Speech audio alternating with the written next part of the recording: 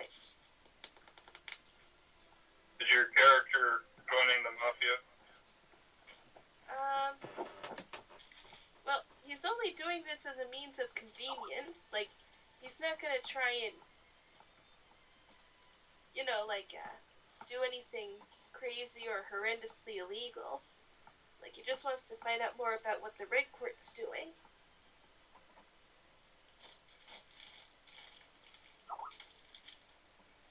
Hey, Dragon Age. Dragon Age. Thank you, Brandon. Thank you.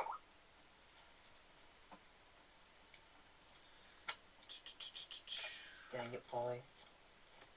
Don't I needed think that of the bigger fish for reasons. Alright, so what's happening? Did you expect me to summon something? Not a wizard. Alright.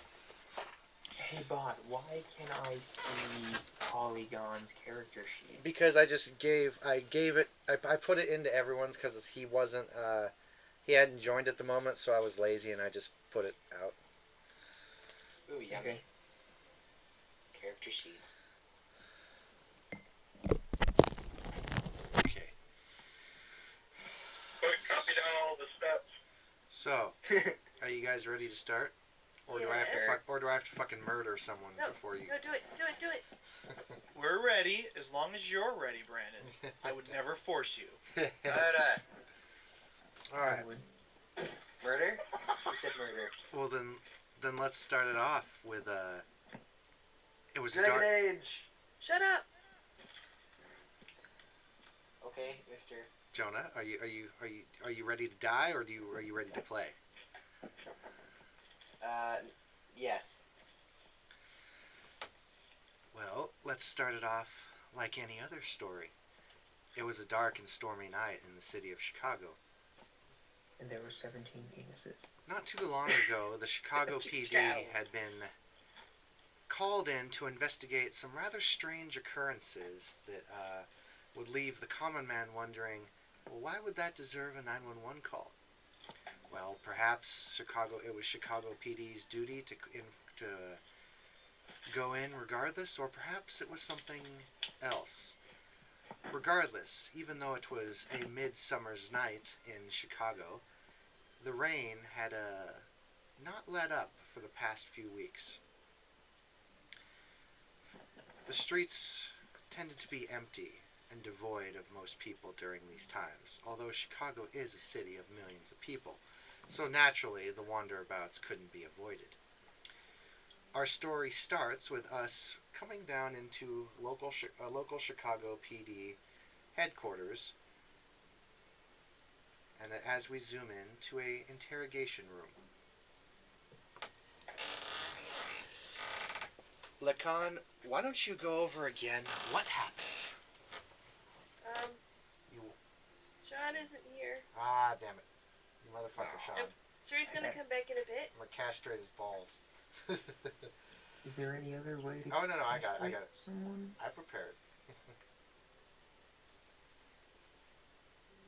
Roy, Oh dear. your phone rings. You are next. Jeez. Looks at it. Unknown number. Okay, let's see who missed. Oh, Sean's back. Roy's like, oh, Sean's here. Quick. Too late. It's too late. You get sucked into the phone. No. Just like in the Matrix. No. Sean, are you here? Yeah, I don't just have connection. Yeah, there is no way I'm doing something with Sean when his voice is like that. Alright, back to my sad phone. My poor sad phone. Yeah, because Okay. the phone is sad. You guys know what I mean. Like, God, let's see who it is this time. Nick, Answer. this is Hello? Nick, this is Eeyore. I'm very sad. No, seriously, who is this? Hello, is this Nicholas Pike that I'm talking to? Yes? Yes. Well, this is Mrs. Morrison from Morrison Insurance. We have some questions about your insurance information that you gave us a few weeks ago. I don't remember doing that. Oh, well, it says here that you're a member of our insurance. We just had a few questions. Nick goes over to his wallet and checks to see if he has any of their insurance cards. You have a card that says Morris Mutual Insurance. Huh. Apparently I do. It's like, okay, what kind of questions?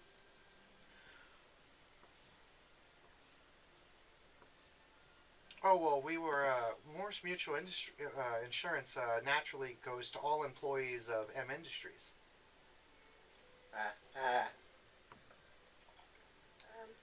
We were curious. We're just confirming the address and several of the other informations you gave us. Your address is still on Walnut Avenue, correct? Yes? Okay. And if I'm to read this correctly, you work for a Mr. Marcone now. Well, I would say it's under a more temporary placement, but Well, it's I in our guess for the- it's in our computer that you're a member of his employee. So everything should be checked out here. Just a moment. Thank you, Nicholas. Sorry for your time. right, he hangs up and he looks up and says, "Do you think I just made a huge mistake?" Now, why would you make a huge mistake? Well, I mean, I guess I can't just expect every single person that I don't know who calls to send trained assassins or whatever to break into the house and try and murder me, but Perhaps paranoia is good. Yeah, but if paranoia goes crazy with him, he will just never shut up. Oh, give it a rest. Paranoia will probably keep him alive a little bit longer. oh yes, glad to see you guys have such faith in me. So, Well, in any case, too late now. so what do you think the officers did with the coin? Oh yeah, I still have that stupid thing. Ah, he was smart enough to pick it up. Or, I don't know if that was intelligence or just plain stupidity. Listen, you guys, I know what these things do. Tell me, have you heard another voice besides ours? Not lately. Oh, good. I guess that means we're doing our job. Oh yes, keeping that stupid demon thing out of my head. Oh, they're not demons. They're angels. Get it right. Well, considering what they did, I don't think they have... you can call them an angelic anything. All I know is that I have to make sure that people don't touch this... don't pick it up. Oh, well, now you're just... Although, now I'm just stuck with it. Oh, well, now you're just being liberal. Well, you could always give it to a church, I suppose. Oh, I'm sure they'd love it. Well, actually, yeah, I'm sure they would love it, actually. Oh, I don't think he like- knows what they do. Oh, yes. Well, there are, I don't know if you know about this, Nicholas, but there are certain churches here that, specialize in this kind of thing. Well, that's not too surprising. What kind of church? They both pause and look at each other. The address is 1735 Tane Hill Road. Ask for Father Forthill. Alright. Think he's still open? Oh, he's open all the time. Oh, Well, and I whatever, guess if we're talking about a church, they never exactly close. It's just gonna be lonely. oh, and whatever you do, don't let on that you actually touch the coin. But don't worry, as far as he knows, it's just in this bag, and I just happened to see it in here. Good. Be sure to wear gloves when you go there. Well, lately I've learned never to touch any of these things with my bare hands. I suppose that's good enough. So, Nick gets ready, he puts some gloves on, and he's gonna head on over to the church. Should we tell him about the dead body, brother? No, let's let him figure that out later. Oh dear. And disappear.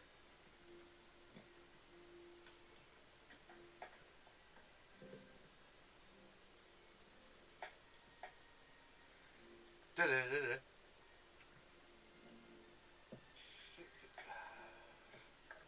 Jack, are you here? Mr. Jack Frost. I thought I changed the name on there. What's your name now? I thought I put it on the roll 20. Isn't it there? Rosal? What's his name now? I can't see it. Oh, yeah. Rosal. Rosal? Yeah, I see it. Rosal. Oh, now I see it. It as well. You may have needed to refresh the page.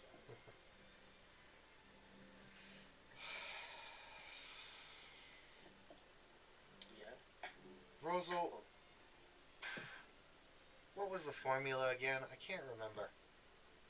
These humans all have such strange compositions. It's not my job to keep track of your ineptitude. My ineptitude, I've been told, is quite good. So could you at least give me a hand here? I raised frosted eyebrows and look at them significant. Look, And then I say very slowly, I agree. he pauses. The other Fae pauses and looks at you, and then realizes what he did.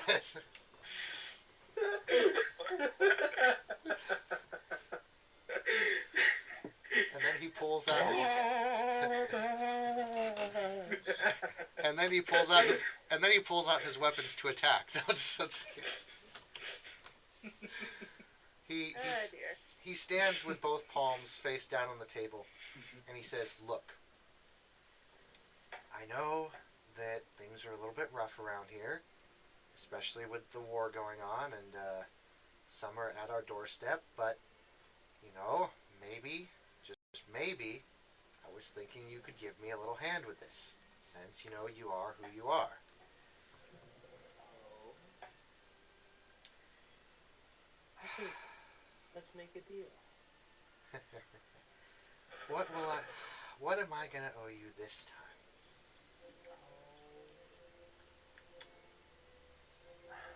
Tempt me. Do you want me to deliver one of your letters again?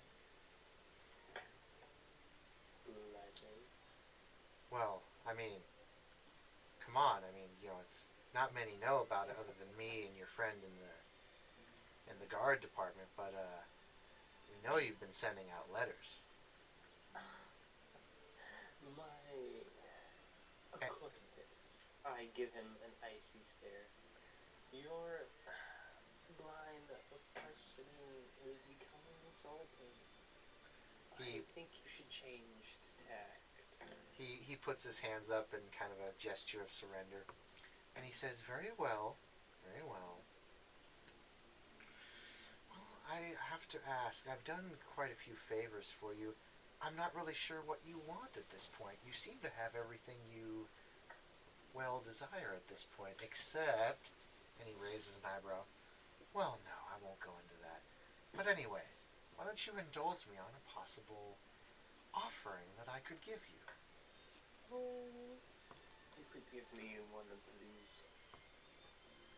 You could give me a bauble that would help me with some juicy secrets. Oh, I see. Perhaps now that valuable.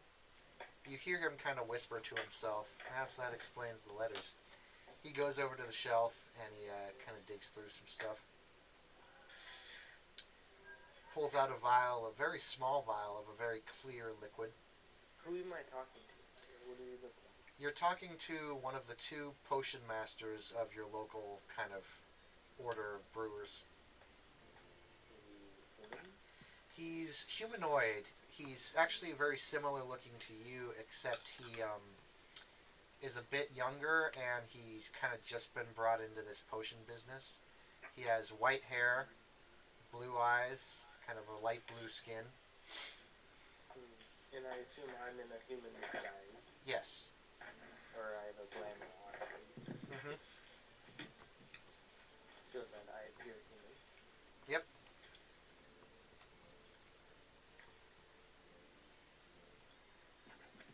This is...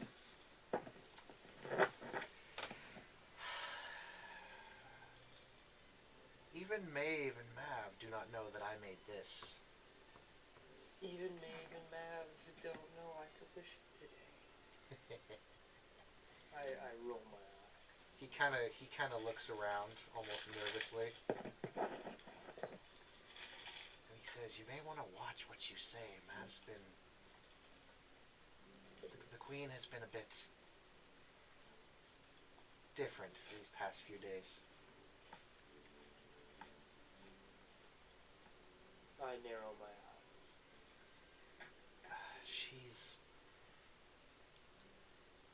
She won't speak with anyone. She always has things to do and things to plan and scheme, but this is the most quiet I've seen her in a few thousand years. I would think you relieved not having her breathing down somebody's neck. Well, I'm considering it a vacation.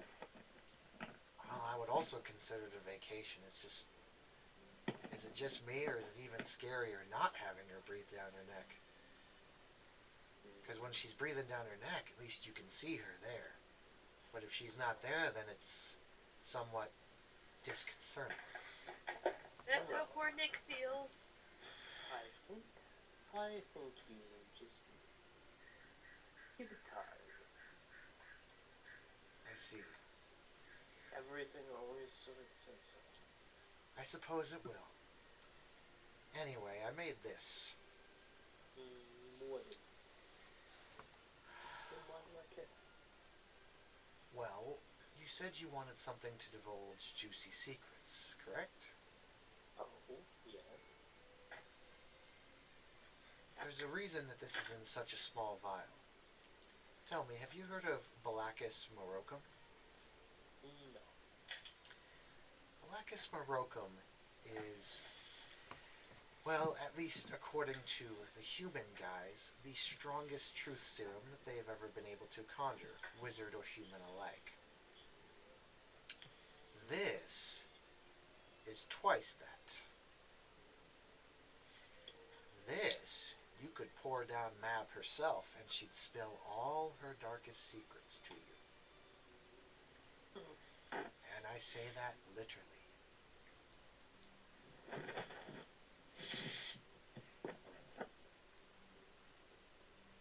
If you want someone's truth, if you want everything that they know, just give them that.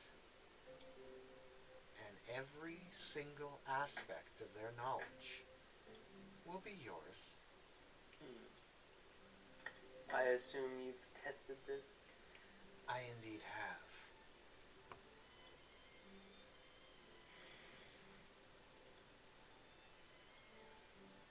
Very well. I say dismiss it. What do you want in exchange? I would like the recipes for the recipes for the blessings that we... Who's got music on in the background? Well, I've got background music going for the Roll20. Oh, okay.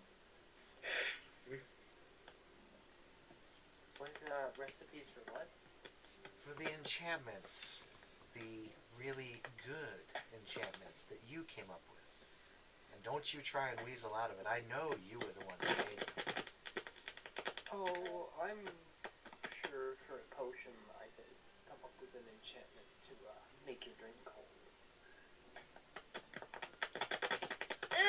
What's that noise? He's probably... He raises an eyebrow. Out of game, do I know enchantments? Oh yeah. Uh-huh. Okay, well I'm gonna get to work on enchanting some of my stuff. Oh shit! I can do it for my son's shit. Oh my god! Oh, I know I'll be gone for the enchantments. next couple of days. Bye. It's like he looks at you like, yeah. What? You didn't know you knew enchantments? No. Yeah, I just have one more nearby and it gives me a +1. I just learned this. Well, what he means is that, like, you know how the Fae have certain things upon their weapons, I don't Cer- only have to admit other people's stuff. certain blessings.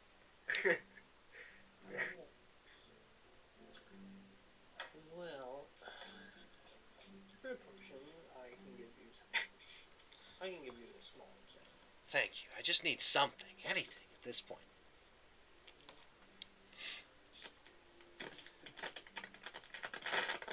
Again. Sounds like Velcro.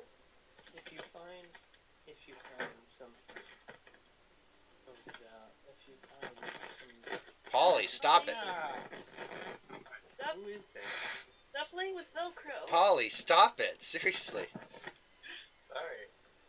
Mute Just- your mics, man. Just set your mic down somewhere or something. All right. If you find a secret, something worth it, I'm gonna give you an enchantment that will blow your mind, or freeze it solid. He nods. I'll keep my ears close to the ice. Tell me, though. I proceed to show him some You do. cantrip. And he looks grateful for it. And before he leaves, he asks one thing. He says, "Oh, one more question. Are you talking with someone? I don't want to point fingers, but I heard a little rumor that a few of the guards were walking by your chambers one evening and heard a woman's voice coming from your private estate. Who would that be?" Your mother. Your mother. Wait, He- no, I can't do that. he- I can't do that. Wait, I gotta say something different. Because I can't lie. That's right. Wouldn't you like to know? How do you know that wasn't true? Come now. I don't want to say it would embarrass your mother. He kind of just looks at you and he says, "All right, when you're ready to tell me, I'm sure you'll tell me." Oh, I come up close to him and give him my best silly eyes. Will you hold me? Am I going to spill my secret? He kind of shakes his head and gives out a long sigh. Since I'm really close to him, I put my hand on him and I put my look up at him and I was like, You're turning into a dog? and I look at him and I say, oh, don't worry, and I rapidly decrease the temperature around my hand. And he says, I say, I'll tell you when I'm ready. he kind of just brushes it off and he says, and then he walks out. It's getting steamy up in here. No, I'll freeze the flesh near my hand. Just to cause a bit of pain. I thought you were a winter emissary, not a summer emissary. See, it's getting hot in here. No, it's Be right back. Obviously, you've never met me. it's so cool. It's hot, but it's so hot. It's cool. No, I was trying to be Yeah, I know. That was good. That was really good. intimidating. That was really good. I like that scene.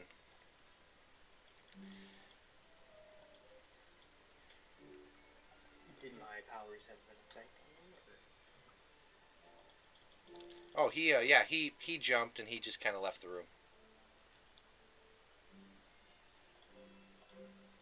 He looked like he didn't want to be there anymore.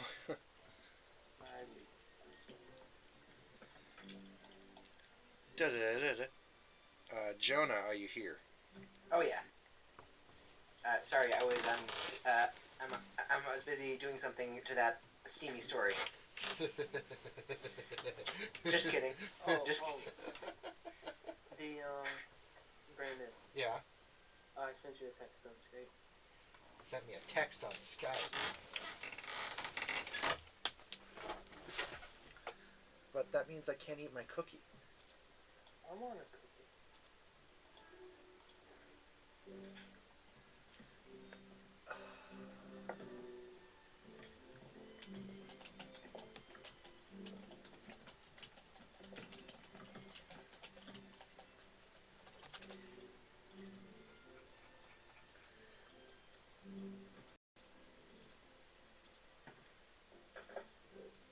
Okay, someone else does have music playing in the background besides me. yeah, it's Ethan.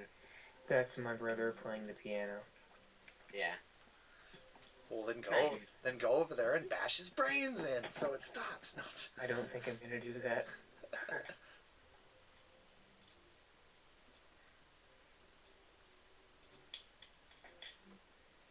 Yes, Brendan, I am here, by the way. All right.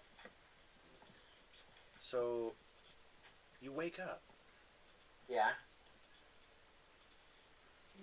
and you find yourself in a very nice kind of apartment complex. It's actually very large and very spacious. Am I in heaven, or because the last place I was sleeping was a gutter. No, you're not dead, but you certainly did pass out. What in the heck happened? We just showed you the room.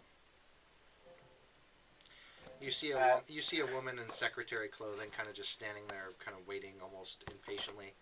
She has brown hair, very low rim spectacles, dark eyes. Right. Am I wearing anything? Yeah, you are. You're basically wearing what you did when you walked in. Oh, okay.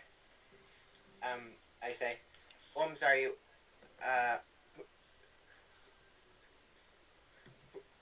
Were we doing something? Cause I'm still totally up for it. Oh dear.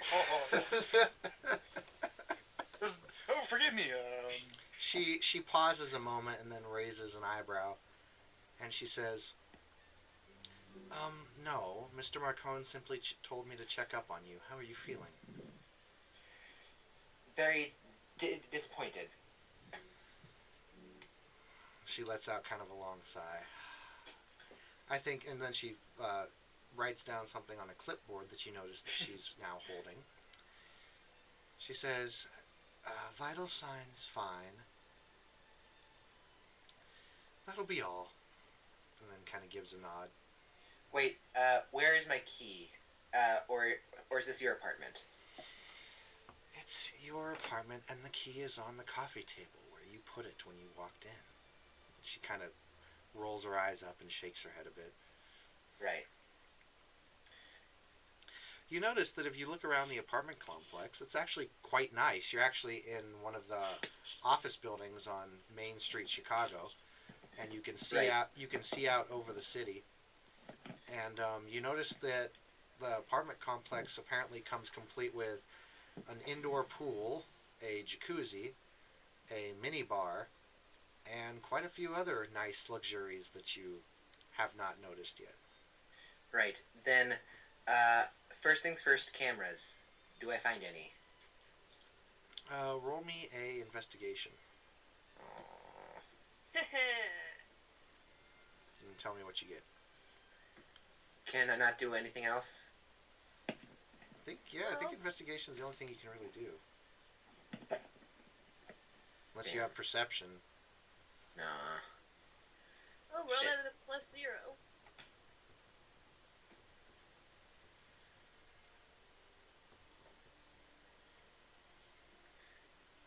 I rolled What'd you get? 2. Alright. You look around and you do notice a camera by the door that's pointed at the door, but you don't seem to notice any cameras pointed anywhere else, at least none that you know of. Okay. Next thing, I'm going to turn in a circle, middle finger raised, the whole while, and then I will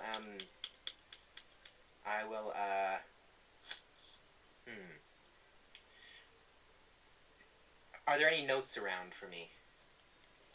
Yeah, there's a manila folder on the coffee table. I will look at it. It opens up. It gives a basic rundown of, employee duties and whatnot. Just very typical. It just looks like typical office paperwork until you get to the very back papers, and then there's a letter. Okay. Thank you for following under our employee stratification. We will be informing you of your daily duties with messages very similar to this in the future. This key will grant you access to this loft anytime you require. However, should you fail to produce proper identification or refuse to take our tests that we put for you if you enter this building, we will take that as a hostile act, and you will be immediately discharged from this building. Okay, I don't have an ID. If you look in the front of the manila folder, there's an ID. Okay. Thanks, CM. There's an ID, a key card, all the stuff you would need if you were hired. Okay. Is there any expensive electronics around me, or in the apartment? Ironically enough, the apartment seems to be, although very luxurious, quite primitive. No real electronics anywhere, no TV even. Then I will hex everything around me. You reach out with your will and you feel most things around you. The only thing that you really manage to hex is, ironically, the phone and the camera. Well, okay, that's fine with me. Then do I still have my guns, my swords, my knives? They're all laying over on the lounge table that's over to your left. Right. Is there anywhere I can hide my weapons in the apartment? Go ahead and roll me another investigation. Oh, damn it.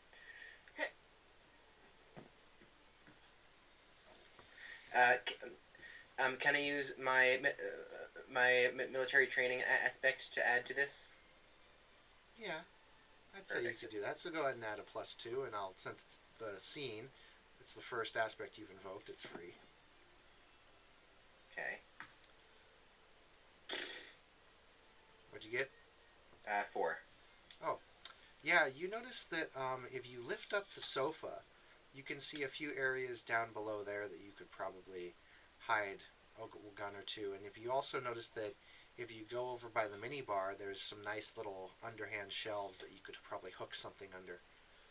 Right. Okay. I hide my assault rifle and a pistol there, and that'll be it. You hide your assault rifle and pistol where? In the couch. Right. And then I will go out and it said something about a test, right? For when you enter the building, if they ask one of you. Oh, right. You hear a little buzz at the door, and you see a little letter kind of slip through the door. Okay, I pick it up. It has your name on it. Okay, I open it. And what did we agree that I had your nickname be, just so I don't have to slur my tongue at your name? Sarek. Sarek. In this letter, you will find your first assignment written on the back. Apply heat to the back of the letter to read the ink. Okay, I do that. So when you apply heat, basically the letter reads, "We would like you to investigate a warehouse over down by 1844 Street. There have been some rather strange disappearances over there, and we wanted you to check it out. We have a few others that will be working with you in this case, and what we need you to do is find a piece of property that was lost by the company, and it would be preferable if Chicago PD did not hear about this. Low radar stuff. And once you find it, bring it back to the company, and as is." Your pay will then be submitted the day after. Okay. From what I remember, was my pay agreed on, or Yes. was? Well, wasn't when that you saw that informed. it was like 7 digits, yeah, you were pretty happy. Okay, yeah, that's fine. That's fine with me. Then I will open the door and look to see if I can see the person who put it under there. There's no one around. Okay. Then I will get ready to head there at the time it's specified. It's around kind of midday, somewhat close to there. Okay. So I have my riot gear on, my leather coat over that. I have an assault rifle in a gym bag. I have 2 pistols, one in a chest holster. I forget what the name is.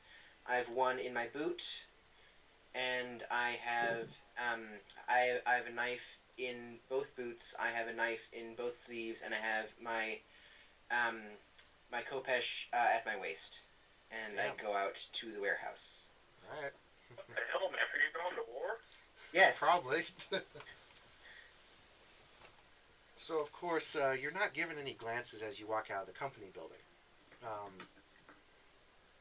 But you head to the warehouse. Okay. Are my associates there? Well, no, I'm getting to that. We need to wait until they get there first. Yeah. So, Sean, can I actually talk to you now without a gargled mess of crap coming out? I can hear you perfectly. Well, you sound like you're talking through water. I'll be home soon. I have to make a pit stop at Best Buy. All right. Let's see. Who else do I got written up here? I kind of ruined my keyboard. All right. Jeez, Ethan wasn't at the session, so I don't even know what to do with Ethan at the moment. Nathan. Yeah.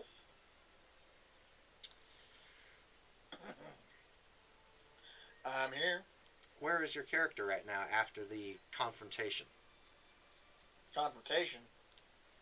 I remember speaking with Titania, but I don't remember a confrontation. Well, that's what I meant. Okay, I delivered my current packages, and now I am waiting for orders and thus going to be beefing up the wards on my boat. Okay. Roll me a lore, then roll me a discipline. Alright, lore. That'll be a 5. No, I rolled nothing. And then discipline, you said? Mm-hmm. That'll be a +1, so a 5. Okay.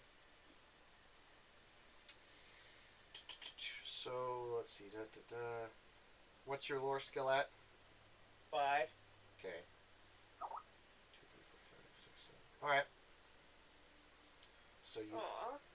So, Gonna have something for Ethan to do. alright, so that's a 5 and 5.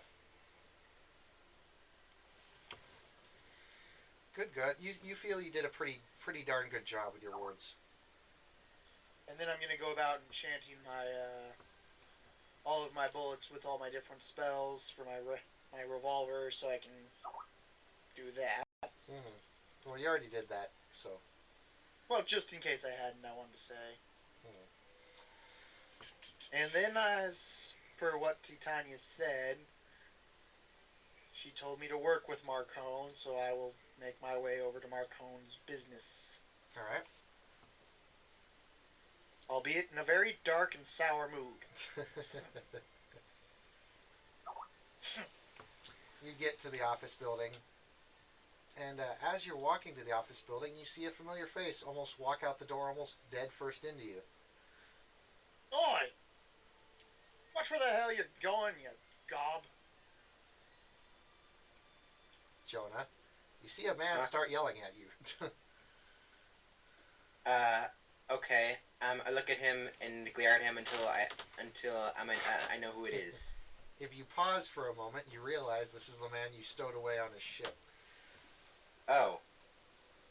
Get the hell out of my way. I reach for my Kopesh. I don't draw it. Boy, you don't know what you're screwing with. Move out of my way. I was told to come here. It's a job. And I'm trying to get through the door you're in front of. Move. And Same. I am also trying to get through the door. Could both of you gentlemen please move? You see a Who man. is it? You see a man carrying a big box. Who are you? The delivery man. I'm John, the delivery man. Please move. I'm just gonna walk past whoever the hell that is and go through the door. What's happening? Whew. I almost dropped that. And I wouldn't want to drop this box. And he carries it over to the UPS van, puts it in. Don't stand in the doorway, guys. If you're gonna have a cockfighting contest, go over to the Oh, alleyway. be quiet, UPS guy, and I walk through the doors. He runs you over with his UPS truck. If he wants to piss off Marcone, that's his business. Alright, so Nathan has now walked in the building and Jonah is left out there standing. Is the UPS man still out here? No, he's driving away. Oh. Did he come out of the building? Yeah, he came out of the building. I just said he did. Oh, I said he opens up the back of the UPS trucks and puts the box in. I thought he was... Okay. Shit. Then I just shrug my shoulders. I draw my Kopesh and I walk into the building. Into the Marcone building, or? The warehouse, isn't that... No. No. You just walked out of the Marcone building. You haven't even started walking over there yet. You're not that Oh. fast. Yeah, Then- you draw your weapon and walk right back in. Yeah, that'll work fine. Hey, I'm gonna go do that job. Oh, fuck this. Fuck this shit! GTA 5 forever! Then I will go back in... Excuse me, what are you doing here again? Are No you one's talking here, to it's the just wall? you. No, to Nathan. I went inside. You're still standing outside. Yeah, I know. I go inside and I say that. Sorry. It's all good. None of your business, stowaway. And I walk up to the reception desk. Hey, I live here now. I'm not a stowaway anymore. I live here. And this is me not caring. Yeah, hello, darling. Could you let Mr. Marcone know that there's an Alexander Willows to see him? Do you have an appointment? Not through normal means. All right, well, take a seat, and I'll see if he has time available. Yep. Hold on, Brennan. People just walked in, and I'm not sure who it is. I said I take a seat. I'll be right back, man. I'm just gonna And if you do the joke, I know you're gonna. Oh, you son of a bitch! Sir, he's taking off with our seat cushions. All Well right, then, All right, I'm back. that was Okay. quick. I ask the receptionist if I can go upstairs and see Marcone. She kind of just holds the phone a little bit curiously to her ear, and she says, well, take a seat, and I'll see if what I can do here. Just give me a moment, please. Never mind then. And I'll sit next to Nathan. I'm gonna move 2 seats over. I really don't want to deal with this shit right now. I sit next to you.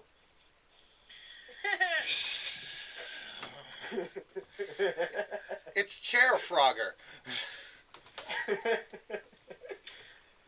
What the hell do you want right now?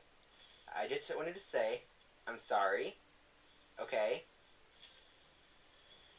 And yeah, that's pretty much it. Apology accepted. Now get the hell out.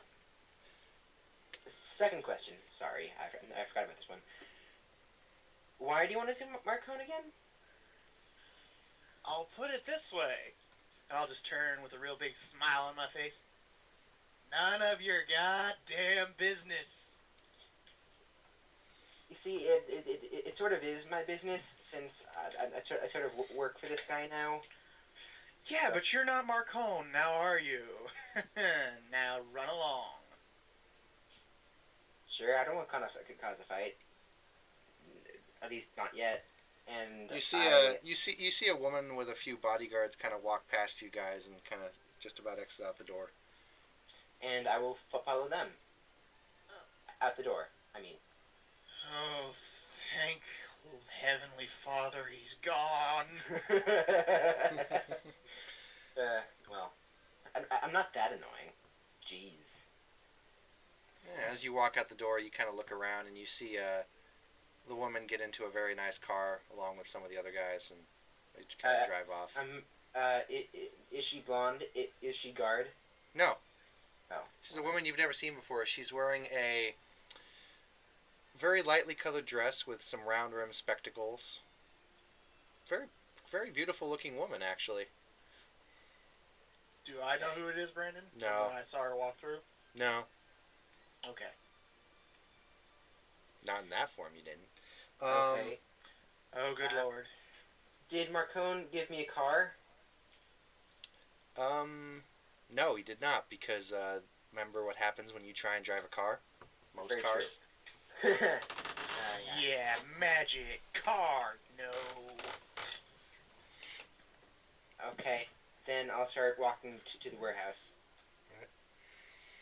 Mr. Marcone will see you now. I'll make my way up and I'll be like, thank you, darling.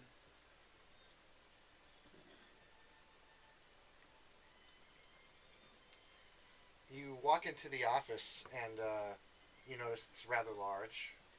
You see Marcone sitting behind a very, very nice desk with a rather large gentleman standing off to the right, brown hair, dark eyes.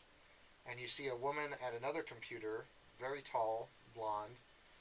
And you think you see what you think is a battle axe next to the desk. And you immediately, when you walk into the office, you immediately can tell that this room has been warded and the power levels have kind of dropped. Yeah? Well, Marcone, as you see, I'm here. Ah, good evening. Come, sit down. Why, thank you. I'll take a seat. I forget, what was your character's name again? Alexander Willows. Alexander, yeah. Alexander, I understand you've been doing some business outside here of Chicago. How's that been going for you? It pays the bills, keeps my boat running up and down the Mississippi. Well, it was very profitable that you showed up here. Tell me, have you ever considered aiming your goals a bit higher? Marcone, you know who I work for. I know exactly who you work for, and I want to help out your business. That's what my lady said, so what is it you want me to do? I'm under orders here to help you, so... He kind of looks at you a bit confused, and then he kind of looks like he just remembers something, and he says, ah, yes. And his voice goes less, greeting and kind of businesslike to more very, very stern businesslike. He says, yes. Yep. Oh, yes, about that. Yeah, I don't have any control over what goes on there, but anyway, for my proposal of what I was doing, I'm putting together a bit of a team. And you want this team to do what? He kind of he kind of gives a very nice flat smile, and he says, "I need you to return something that is mine." Oh? And what, pray chance, did you lose, Marcone? I find it hard that you lost anything, considering you basically own this town. Yes, well, a few years ago there were some problems with the CIA. And needless to say, those aftershocks are still going. But we've almost gotten out of the clear. I'm sure a man of your stature probably wouldn't care, but the CIA, let's just say the CIA is not all what they say they are. Well, any position of power ain't going to be completely filled by the normal people in this world.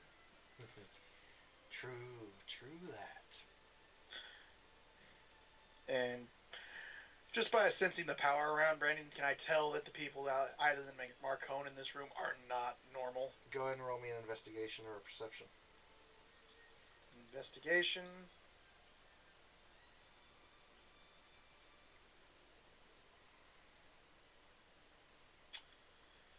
Well, I got a 0, so nope. You don't see anything around the man. You feel a little bit of warmth coming from the woman, but other than that, nothing.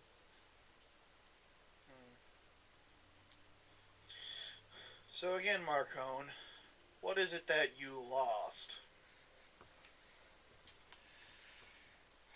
Oh, a few things. An item of great importance and a few documents. And they are? Well, that is somewhat classified, but let's just say they have names on them. What type of name, Marcone? He kind of puts his hands up in a sideways gesture and he says, "What's in a name?" You and I both know there's much more power in that one phrase that you just uttered than anything in this room. Exactly. So perhaps now you know why I might need these retrieved. Considering as how these names are of, well, important players on the board of Chicago. Well, if you give me something a little more than vague hints, I might be able to track it down. I'm kind of handy at procuring things other people want. There's a list of names of my associates and people who work under me that could prove very problematic should they fall into the wrong hands. The item of question that I am currently trying to retrieve is one of the Fey nature. Of the warmer, colder side. Of the colder side. So that's why they're both working together. As you know, the war between the White Council and the Red Court has put quite a bit of a damper on some business. However, in other areas, it's increased dramatically. But nonetheless, that doesn't stop the Red Court from overstepping its bounds. So you think it's the Red Court who stole these things from you? Oh, I have a really, really good guess. A really good guess.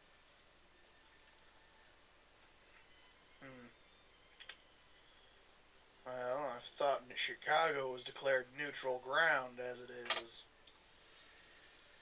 Chicago itself? No. A few places in Chicago are considered neutral. But believe it or not, most of Chicago is up for grabs right now. It needs business. But I was wrong about how it wasn't signed over to him.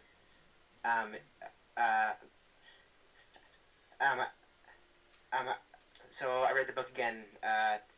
in the last 2 days, and you were right. That's what I thought. It's what It I took thought. All right. Don't fuck with someone who reads the books, boy. No. Ah, yes. Well, I suppose I should start gathering together members of your team, but one of them is here at the moment. He Is hits it the boy you took off my boat last night? he hits one of the buzzers and he says, "Mrs. Anatos, will you come in here, please?"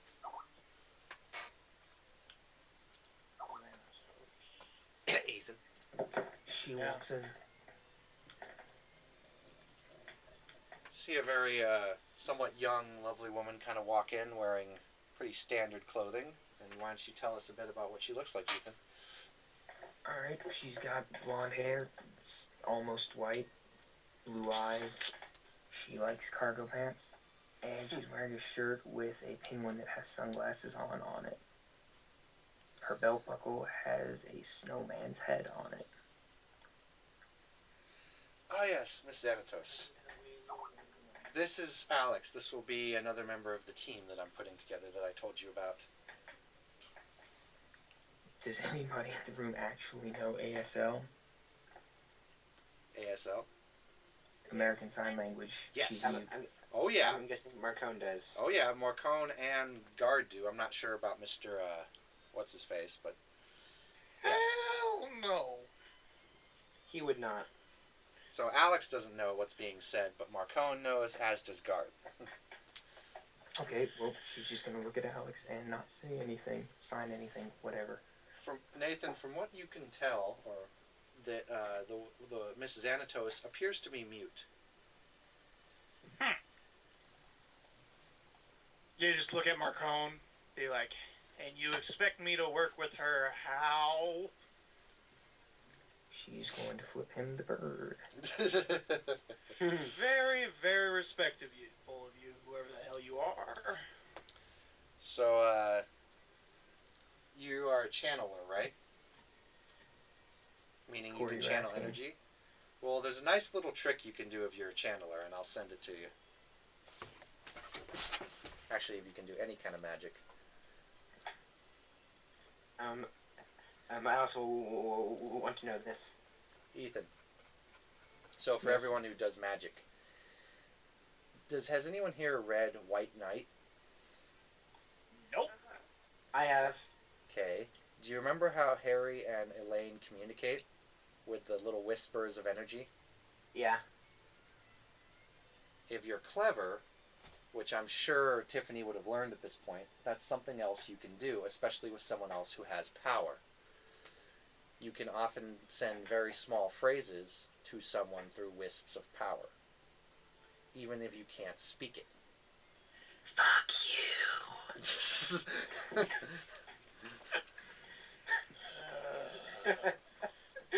So I'm just gonna look at Marcone like,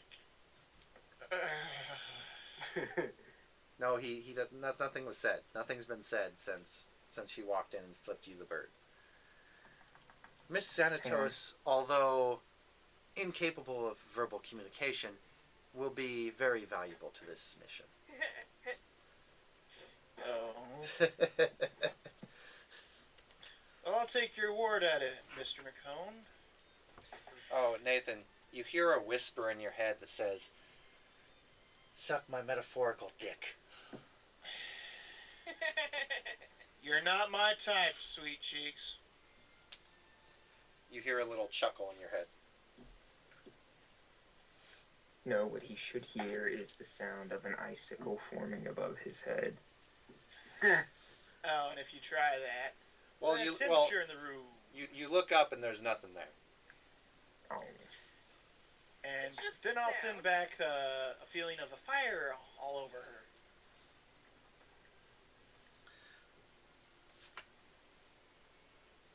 He's gonna go Arnold Schwarzenegger. Cool party, freeze well. No.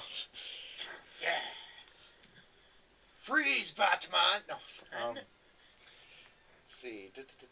Oh yes. I've sent a few other members on a little bit of a test run to see if their qualifications work for this team. You have one other member at the moment to find before the others finish their job. And who's that, Marcone? Eh. Oh jeez, who is it? His name is Frazel. At least I think that's how you pronounce it.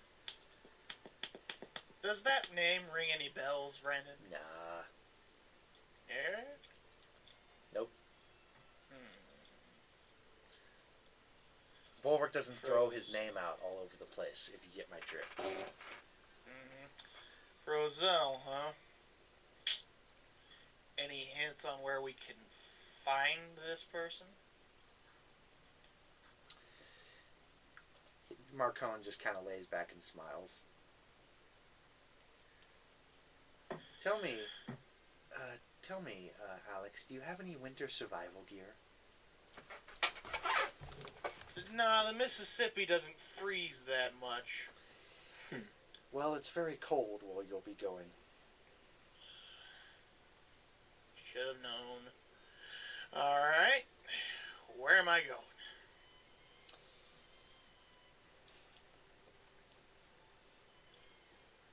I've arranged a very special meeting.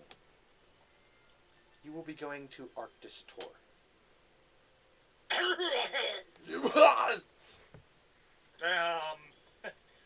Okay. Note to self. Put on the best formal wear. There's this really nice person who lives there. Her name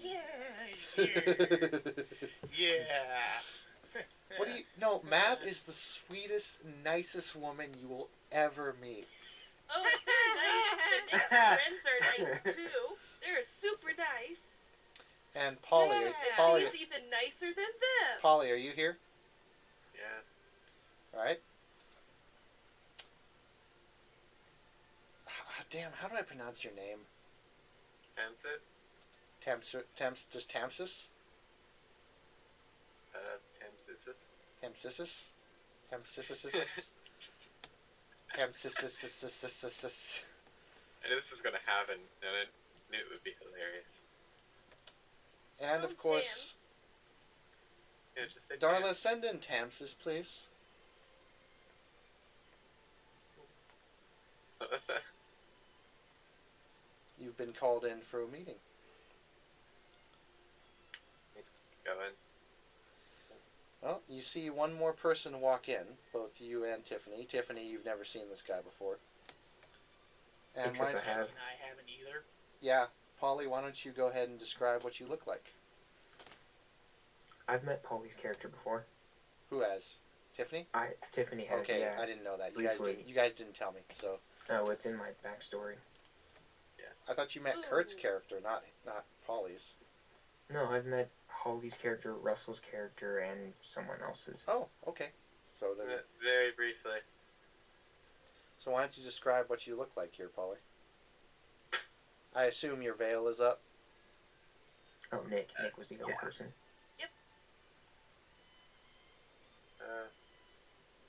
Working. This is 5'6", violet eyes, black hair, black skin. Just be wearing a cloak and normal clothes. Like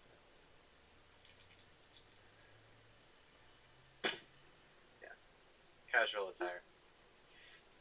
By black skin, do you mean literal black?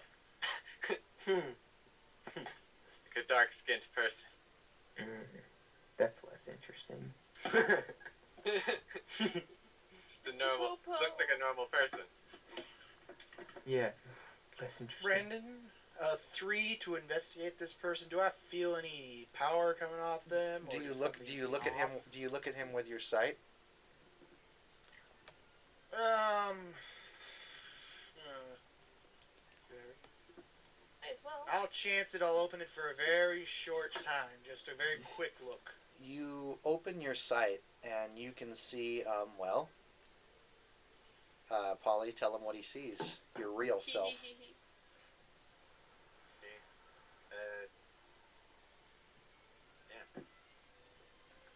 Dragon link? I don't know how to describe it. Basically, he looks to be humanoid and half dragon. Yeah, that.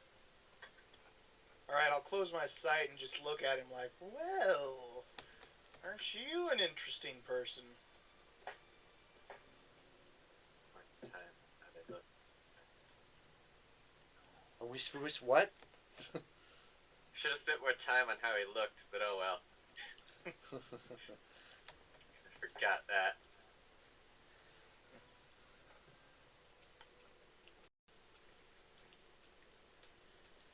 Half dragon, half human. Quite an interesting thing. I wonder how that happened. Wait, he's half human? No. Just appeared it. Humanoid. That's what my character would think. I haven't seen anything like that in my knowledge. Okay. And I've seen a lot of shit, believe me. Not asking questions about how much shit you've seen.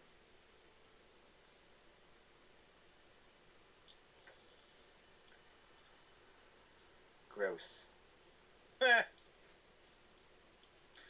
So, Marcone, is this all of your little band that you have assembled so far, or do I have to sit here and wait for the rest of the 13 dwarves? Only 8 to 9. As I said, you'll be meeting in Arctis Tour to pick up the next one. You 3 will go there as soon as you can. Alright, I guess I'm off then. It was a pleasure seeing you again, Marcone. It was a pleasure seeing you too. I'm glad you can be working with me. I will see to it that your business profits greatly from this. Thank you. The fuck? Where am I going? You're being tested. Sorry, I coughed there. We'll get to you. Don't worry. I coughed there. Okay. I think something about being tested. I don't know. Anyway, And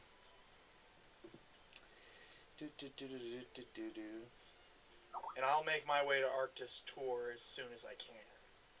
Well, yeah, you guys are gonna go through a way, so. Assholes. Oliver, What, are you looking in a mirror or something? are you there, or are you just too tired? I'm there. You're here? Are you no, there? I'm there. Are you there, or are you here?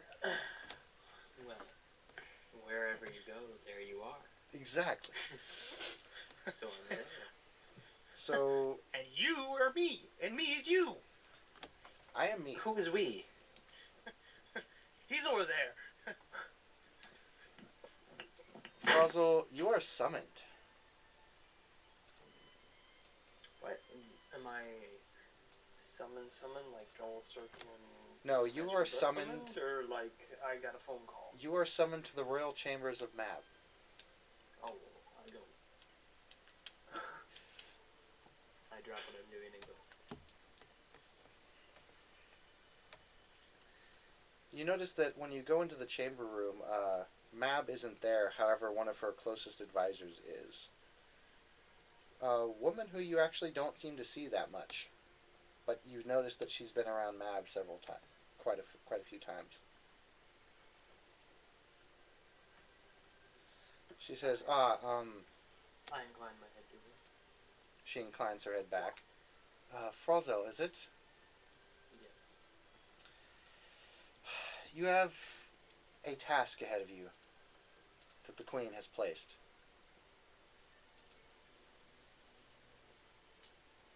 She says that you are to meet with emissaries of a Mr. Marcone,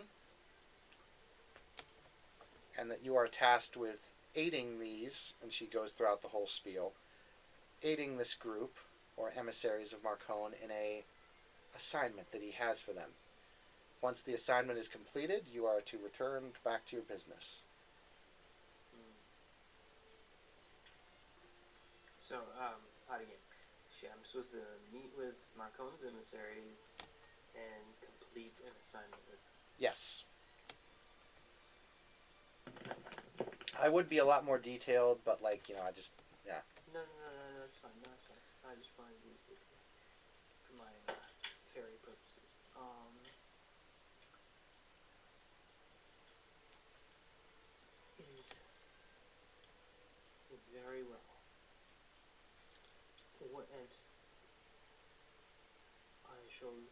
depart immediately. She nods, and she says, "Thank you, Frizzle. I hope you don't mind breaking and entering."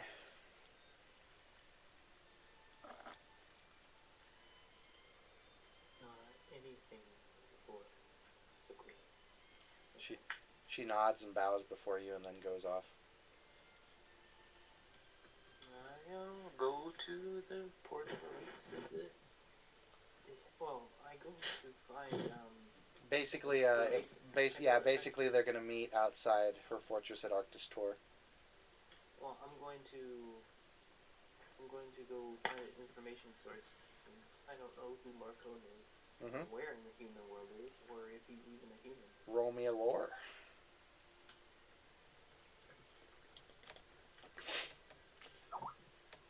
Roll me the whore. I mean lore. Oh, Where's my character? Don't roll the whore, please. What's my is Well, no kidding, Jonah.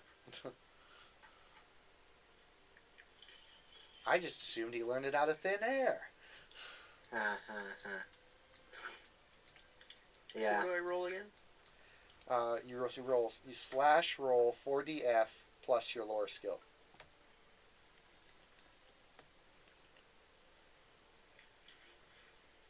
4DF.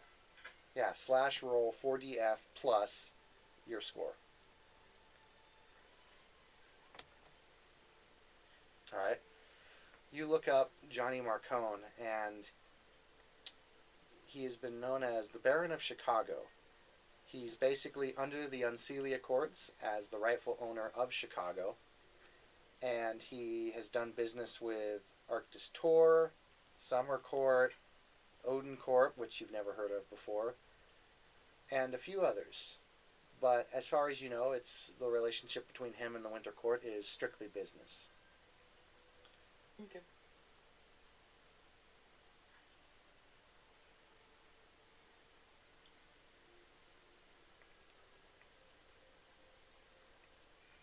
You have no idea how bad I wish Stacy was here because there was something real funny I wanted to do, but damn it.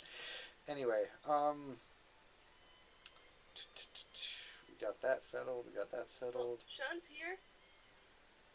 So is Sean finally ready to speak? Nope, I don't know what you're talking about.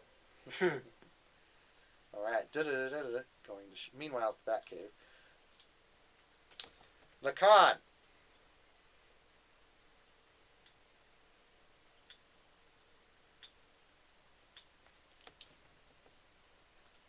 Lacan apparently has had his. Oh, what the? Oh shit! My speakers are out. Hold on.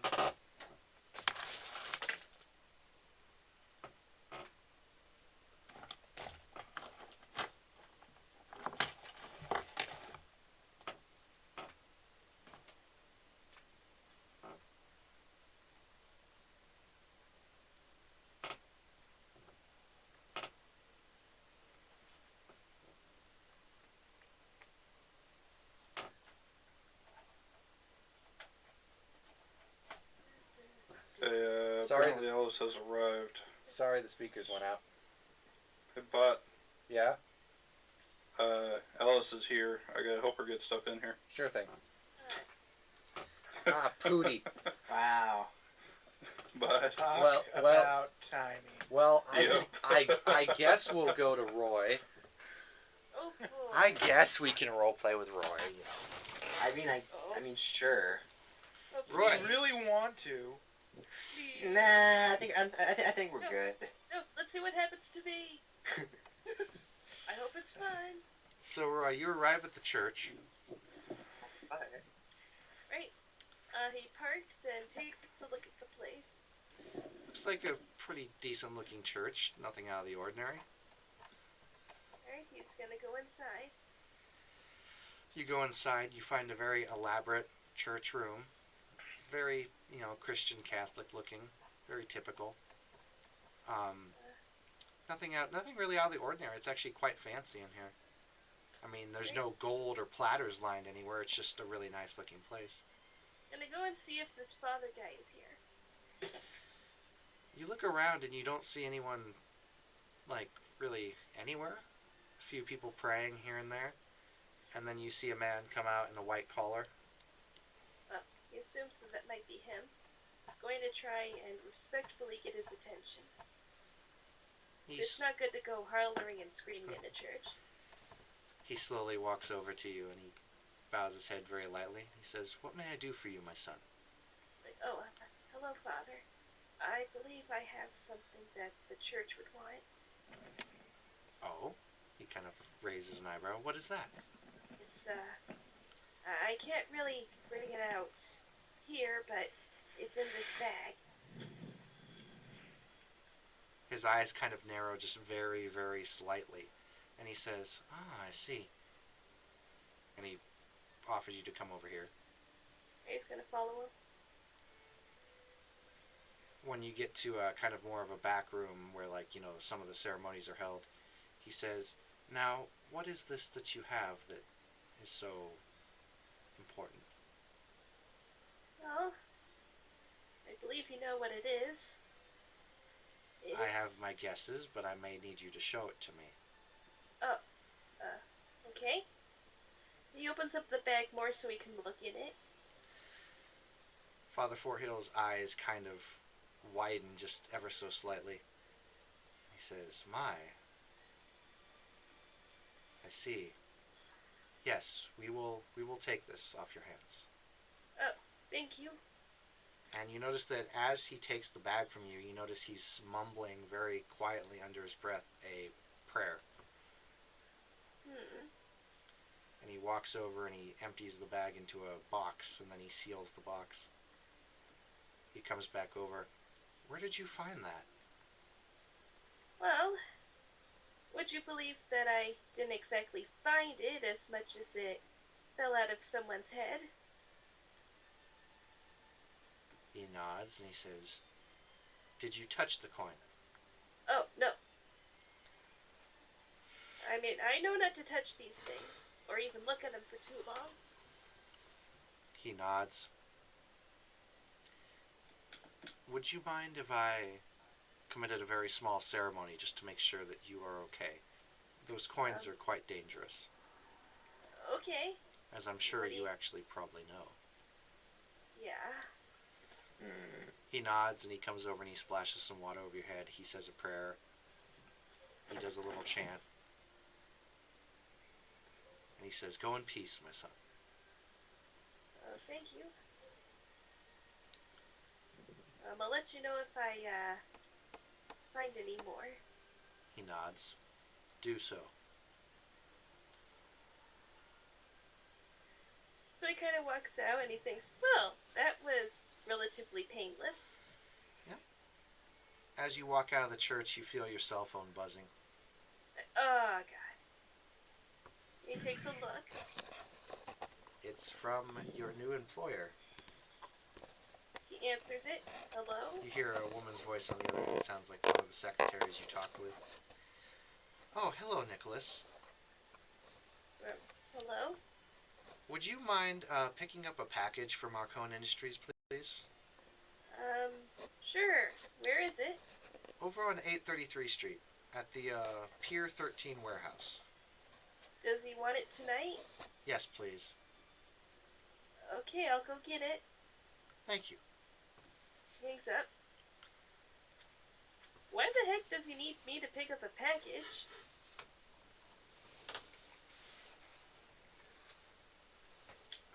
He looks around. Was that a rhetorical question? He's like, I don't know if I I don't know if I don't like it whether you're here or not. Oh, you don't like anything. Kinda wish you made a little noise when you started to appear. Oh, please. We've been standing here for about 5 minutes. Oh, you didn't follow me into the church? They both kind of look at each other and he says, "Deities of power respect each other's boundaries. Right. You don't see Hades, Lord of the Underworld, walking into a church nowadays, do you?" I suppose that's fair enough. Anyways, I gotta go pick up the package. "Oh, yes, the package. What did we find out about that?" "Oh, yeah. Well, we We checked out this warehouse earlier. What'd you find? That it's unbalanced. Balance must be applied to it. Oh, so they wanted me to pick up something horrible. Perhaps. There is quite a bit of energy resonating from that warehouse. Well, I guess I have to do some work tonight. Thanks, Spot. And he gets his sword from out of the trunk and puts it in the front seat.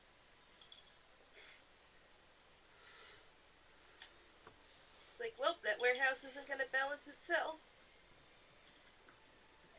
And he drives off. Alright. At this point, it's starting to get quite dark by the time you arrive, Jonah. Okay.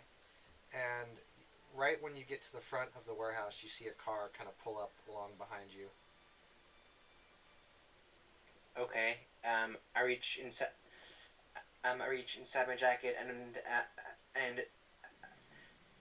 grab my gun, but I don't pull it out as I turn around. Jonah, Is that guy reaching for a gun?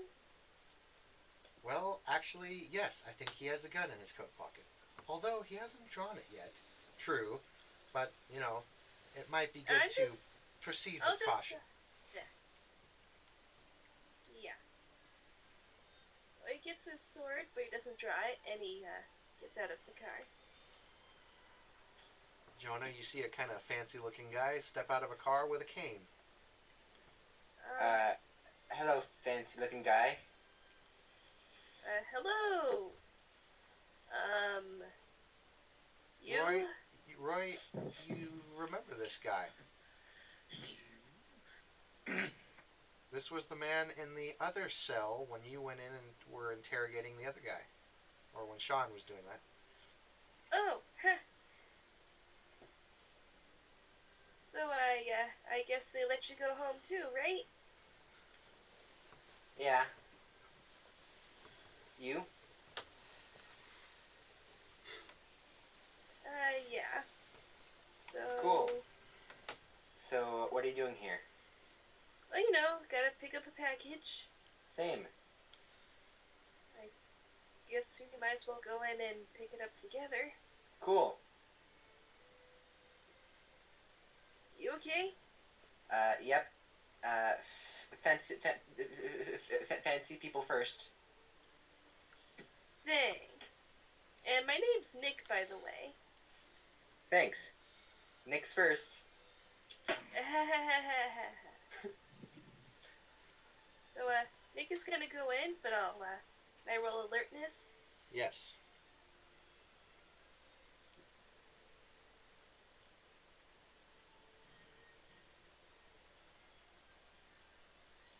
Four.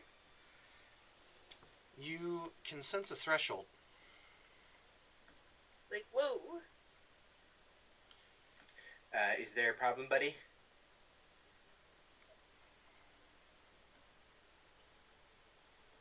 It does seem like something's off around here. Yeah. Pretty scary place at night.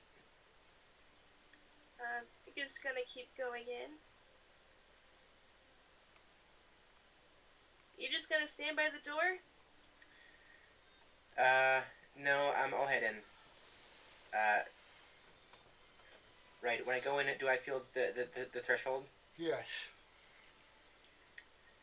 Okay, damn. I draw my sword, and I follow Nick. Right?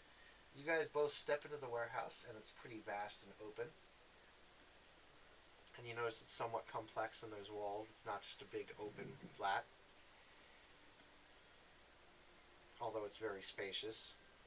And as you proceed down the first hallway, you immediately notice that on the corner of the first edge of the hallway, just before it turns left, you can see what looks like blood on the floor. Very, very small spots. God damn it. Well, shit. Right, Nick gets his sword out.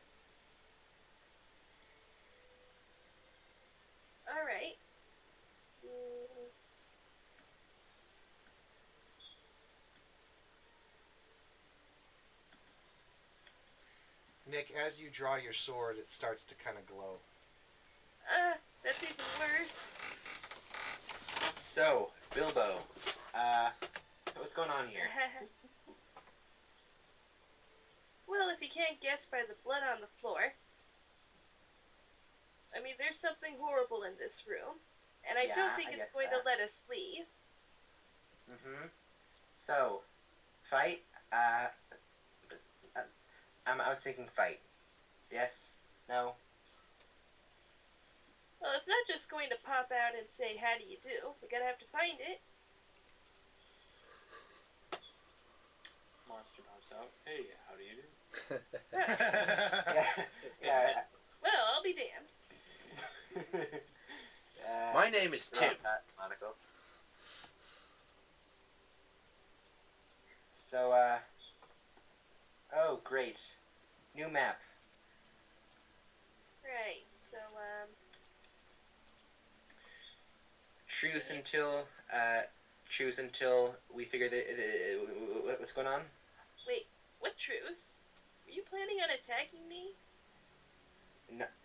Not unless you attack me, but truce. Truce? Well, okay. Good. Now, Batty, come and get us. No, quick. Okay, Nick is going to breathe in and try and use his mental focus to see if he can sense any other consciousnesses besides theirs. Are you going to invoke an aspect, or are you just going to roll alertness?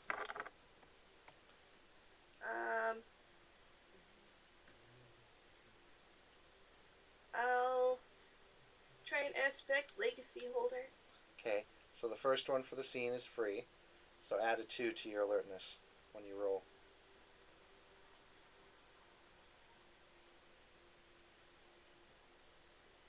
Oh, 5. Nice. You feel a very strong presence in this warehouse, and you actually feel several, and they seem to be coming from the main staging area. They're over there, and there's more than one. I don't think they noticed us yet. Would both you and Soraka roll a stealth? I can, yeah.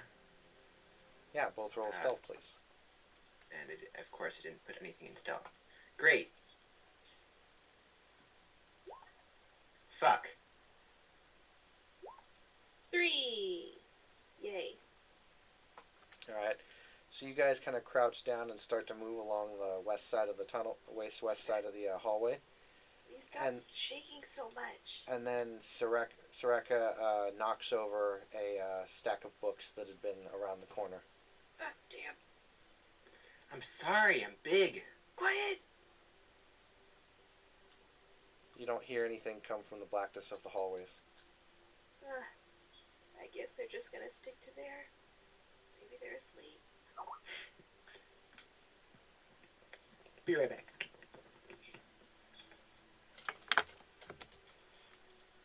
Okay. Nick is going to continue being very alert the entire time in case something tries to jump out at them.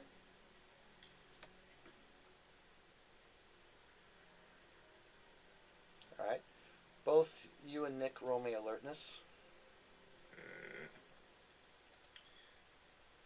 I don't think I did skills right. Perfect. 5 again. Alright, so Nick, you see this coming. When you guys turn the next right corner to go out into the main level of the warehouse, you can see a shadow dart out in front.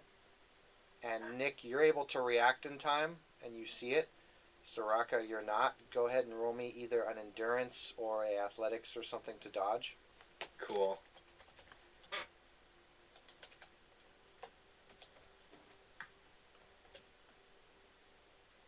Okay, so you tie. So you see something dash out of the darkness at you and whiz by you, a black shape, and it cuts across your chest. and it does 2 physical stress. Or you fill in the 2 box. Yeah. And you notice that as the creature lands over to your left, it turns around and it looks to be almost humanoid, but it's more creature-like and almost bat-like. It looks like some sort of giant bat. Fuck. Vampires. Get it before it tells everyone we're here. Okay, I shoot at it. Alright, so tell me what your guys' alertnesses are. 0. Well, Nick's alertness is +5 now. Alright, so Nick, you will actually go first since you were aware of it. And then it will go, and then Soraka will go. Okay. Alright. Nick's going to try and see if he can cut it across the belly. Alright, and you do get a +2 to this because it's an evil creature.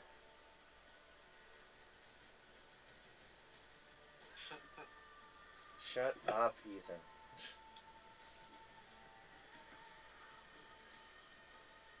Yeah. To be fair, his weapon is almost the same. No, it's not. It's just a Wait. small version of it that's reversed. 6.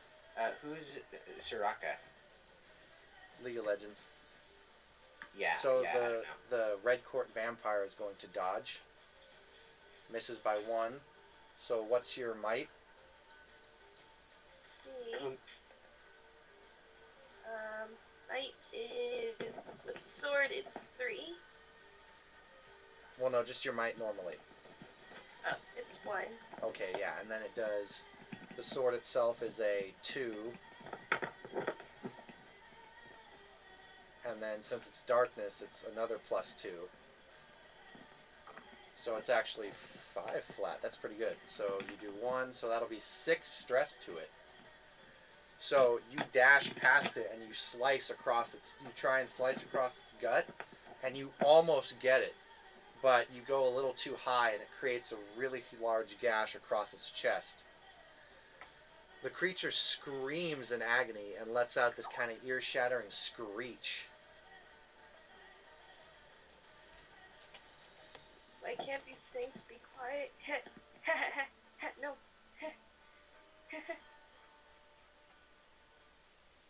Hold on a sec.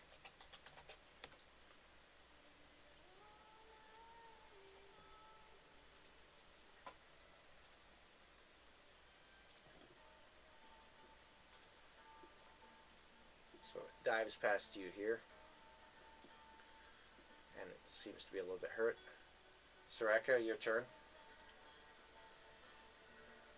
Oh, it's my turn? Perfect. Oh wait, is what am I saying? No, it's its turn. I didn't even have it go. Thanks. So it's going to look at Nick and try and attack you with its claws.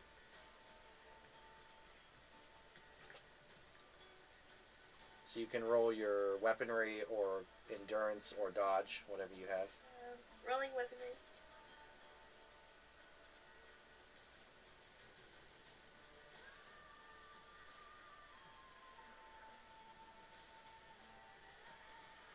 Oh, dang it. Whoa, I don't think so. No, wrong one. Dang it. Alright, so it beats you by 2, and its claws are 2, so that'll be 4. So 4 physical stress coming at you. The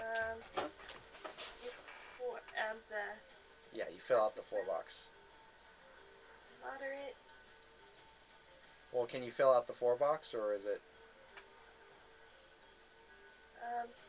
Like that's the consequences. Well, no. If you take 4 stress, you'd have to fill in your 4 circle up by your stress.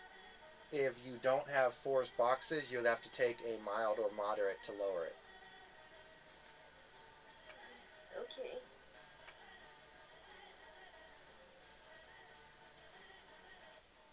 I take a 4. Alright, so you fill in the 4 stress box. And, Soreka, now it's your turn. Cool. Is it actually that far away from me? Just about, yeah. Kind of in a Cool. hallway right now. then I will slash at its did Nick already cut open its belly? It didn't cut open. He didn't cut open its belly. He missed a bit, and he cut open the chest. Then But I it's- will but it's already attempt starting to to heal. cut open his belly. All right. Once again, Weapons. do you want to invoke any aspects? Yes, I will invoke Vampire Bane to my Yep. attack. And it's the first one you've invoked for this scene, so it's free. Cool. So +2. Very nice. It's going to try and dodge. So you beat it by 2. What's your weapon strength? I'm normally 5. Well, no. What's your weapon damage? What damage is your weapon? A 1, a 2, a 3, or a 4? I think it's no, it's a 3. It's a 3. Yep. Okay. So you beat it by 2. So 4, 5. So that'll be 5 physical stress coming in, which once again it has to take a consequence for. So this one manages to dodge you fairly well, but you slice across its shoulder, and once again it lets out an ear-shattering scream. Okay. So Nick, you're up again. Hey, Nick is starting to laugh a little bit. Funny thing? Gosh, we just keep missing. Hey, I hit. No, we gotta cut open its belly. No, stop laughing. It's not funny. Okay, Nick's going to try and get its belly again. Yeah, the vampire looks as though it's becoming enraged. He's mad. He's real mad.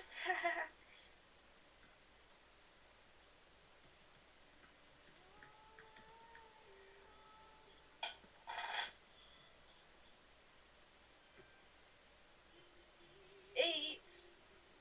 So you beat him by 2. What's your weapon? What was your sword again? Oh yeah, that's right. Your sword was a 4 against darkness, because your sword is normally a 2, but it's +2 against darkness. So 4, and then you beat it by 2, so 6.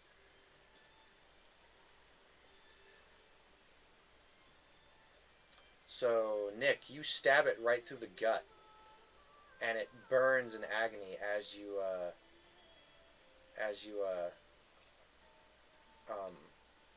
just basically plunge your sword right through its gut, and your sword glows a bright yellow. And the bat creature darts back in screaming agony, but it's still not dead, but it looks as if though it's just about to blow up. Come on, you silly thing. Come on.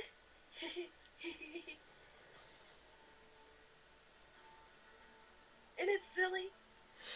The bat's going to get unbelievably enraged, and it's going to dash by you and Soreka, and this will be Sarek, and this will be an attack against both of you. 5 for Nick, and a 4 for Sarek. Against what? Against endurance, dodge, weaponry, whatever you want to roll. I'll do that. So Sarek, you dodge it. Dang it. So Nick, you missed by 2. If you want to spend a fate point. Yep. So add a fate point, that lets you re-roll with a +2. That's better. Okay, so you both manage to dodge as the creature dashes next to you and swipes at both of your guts and misses. Nick, your turn. No, Soreka, your turn. Perfect.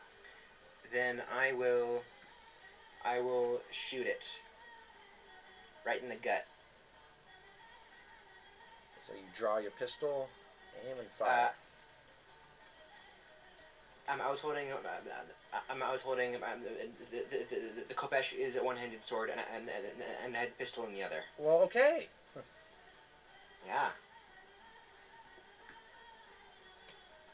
Shit. So it manages to dodge. It steps sideways to the right. Okay. Well, shit. And Nathan, you heard that gunshot. I shall go to investigate. Nick is starting to look a bit more unhinged. You can see he looks like a 6-year-old child that got a big ice cream cake for his birthday. Oh, well. I'm gonna cut off his big smelly head.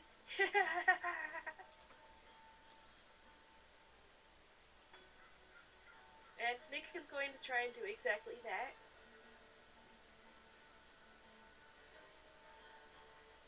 Hello? Yeah, so you've got your. Yeah. Remember, you've got your weaponry +2 because your sword naturally gets that for evil things. Yep.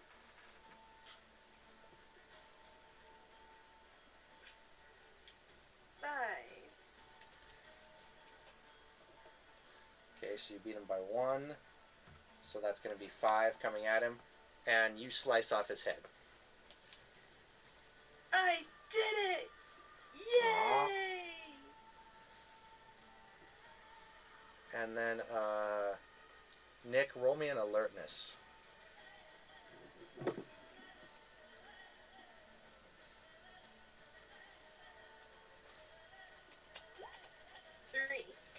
Alright.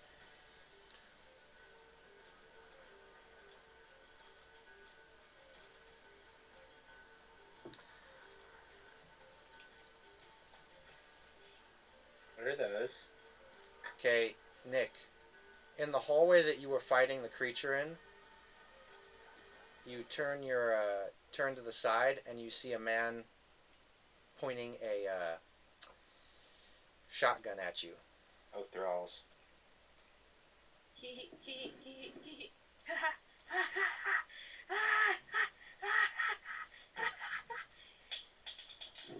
Alright, now since Nick has become Yep. a lot more unhinged, Yeah, he points, he raises the shotgun and fires it his at you. trouble aspect is going to activate. Violence makes me crazy. Alright. So that means I'll compel you to rush into the blast, but you'll get a fate point an extra fate point this scene. So you dash forward, and let's see, he beat you by 1. The gun is a 3, so that would be 4. So 4 stress coming at you. I gotta take a consequence. As he raises the shotgun and blasts at you. And Nathan, you definitely hear this. Okay, what the hell's going on? Pistol out, and I'm on my way. Well, hand on pistol, and I'm on my way. You start to approach the warehouse, and you definitely heard 2 gunshots, but you don't see anything moving around.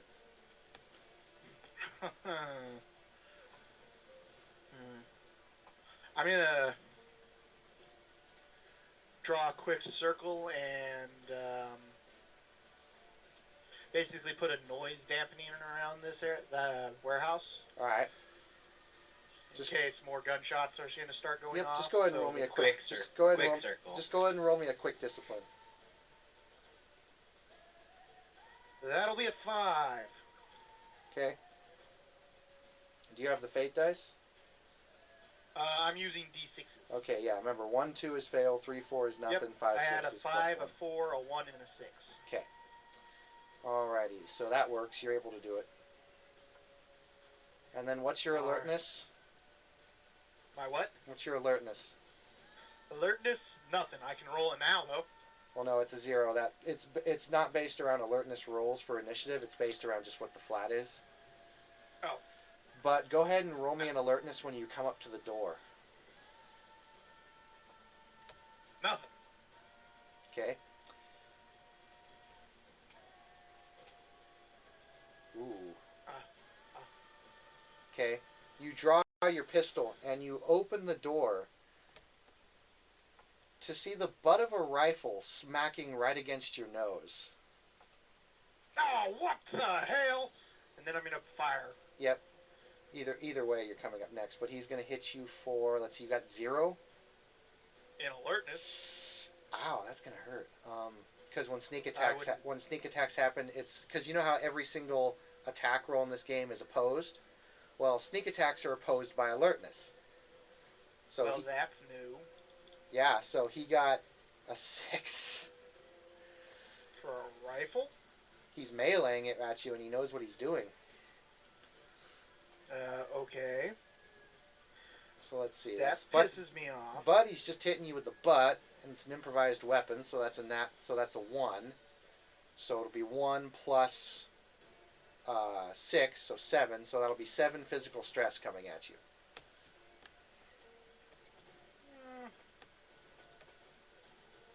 Okay.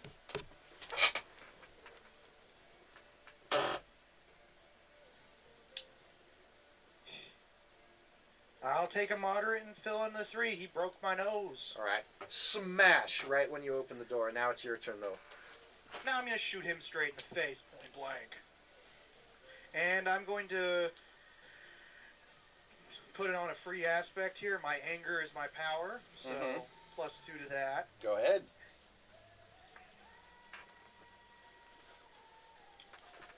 Alright, that'll be a 6 to shoot him in the face.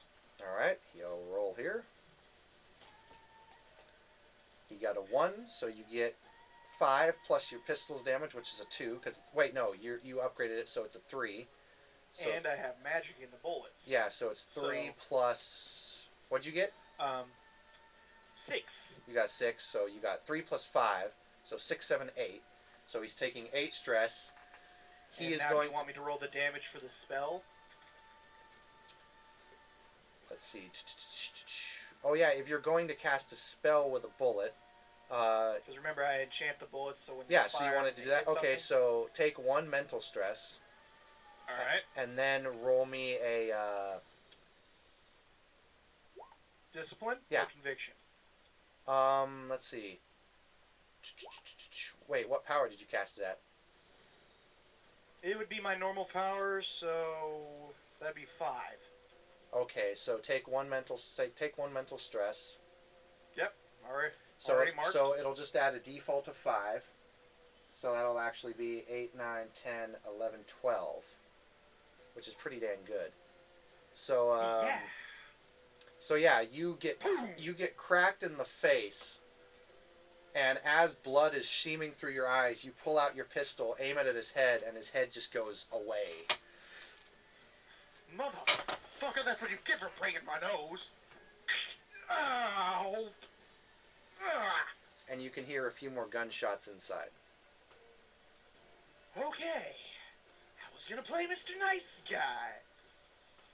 And now it is back to Mr. Nick, after you just got riddled with one of the shotguns. Yeah, right now he is in the throes of his happy, smiley-induced murder spree. As he is going to try and rend Mr. Shotgun asunder. Oh, by the way, Tiffany and Polly, are you with Nathan when he went off down to the warehouse?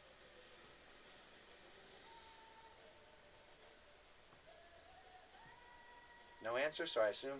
Okay, yes. He says yes. Okay. No. So I Tiffany. didn't know people were following me Well, to yeah. my vote. Well, exactly. That's the point. Wait. Hold on a sec here. Yeah. Let me get them set up. Oh, and I don't have a Might picture be for. shit, okay. I don't even have a picture for Polly. Darn it. He's the dragon. I suppose I could. What color are dragon? Black. Plenty of pictures of those.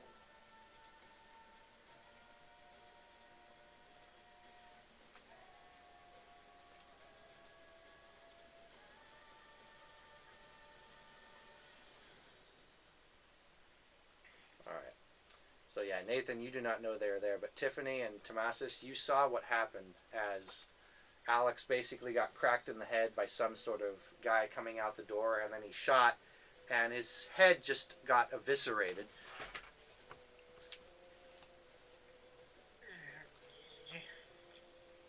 Alex's head got eviscerated. So it's gonna go Nick, Henchman, Soreka, Tiffany, Tamas, and then back to Alex up at the entry. Surek. Sorek. I said Sorek, didn't I? No. No. Whatever. Tomato, tomato. Potato, potato. Yeah.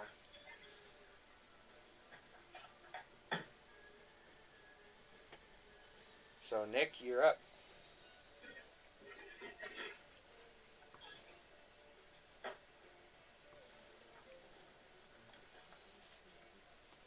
Alright, well, like I said, he is going to try and tear this guy asunder.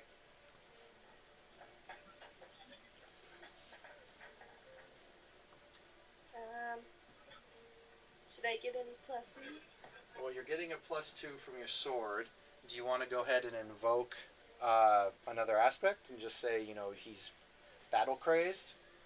Yeah, might as well. So go ahead and spend a fate point, invoke another aspect, and get another +2. Yeah, though, violence makes me crazy. So more. And you notice, Sarek, that Nick is glowing now. And he's glowing almost a red. He's got kind of a little red aura coming around him. And the runes on his sword are now glowing red. 5. So these are henchmen, so they don't have quite as good of a dodge skill. But they're great with those guns. So you got a 3, so you got 2, so 4, 5. And then, I keep forgetting to add your guys' might. I'm really sorry. What's your might is 1, so 6. So you'll be doing 6 physical stress to him. He will take a moderate as you cut him across the arm, and you almost cut his arm off, but not quite.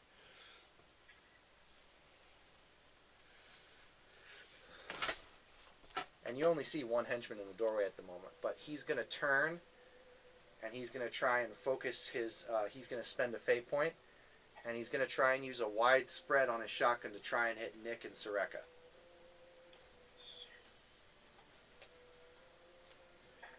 Or Sorek. And he turns, he points at Nick, and he gets a 7 on both you guys. So you guys can roll.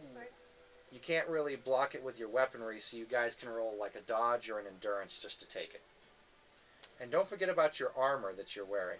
Right?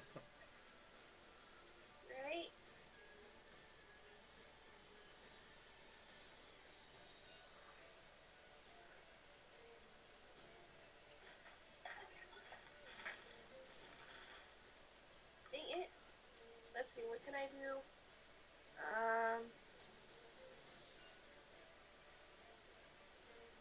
What's your armor right now, Nick? I think it was just a 1. Uh-huh. Okay. Wait, gotta do something else.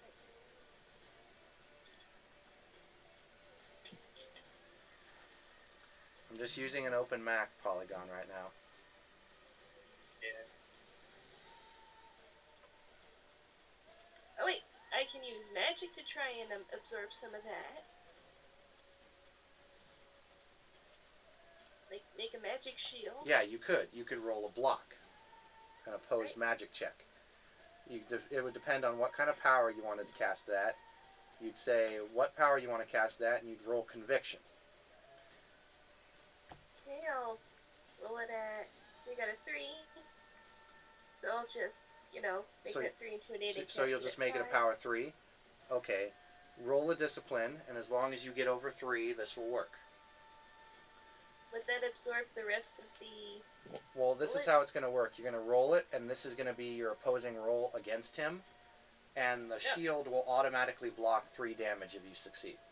No, I mean, like, I already have a 3, as in what I just rolled, and then, like, if I roll. No, it has to be just 1 opposing roll. It can't be 2 combined.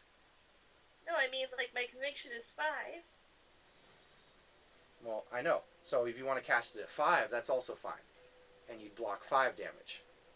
Okay. But you still got to roll discipline and at least get a 5 or over, otherwise the spell does feedback damage. Okay. Which I actually should have had Nathan roll, since it's not a rope, but I'll remember that next time. Because if Nathan had shot and the feedback damage had went into the environment, it would have probably started to cave in the front of the door. Oh, fuck! Maybe. So is that your discipline you're rolling?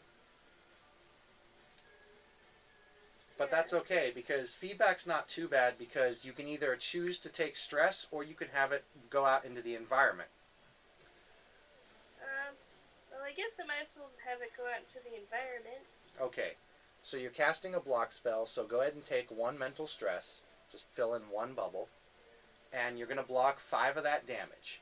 So you rolled a 2. So let's see, 3, 4, 5, 6, 7. So you block the difference. So he only manages to do the gun to you, which is a 3.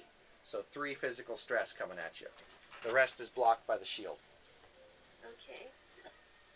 And the hallway just becomes kind of warped, and the walls start to kind of crumble.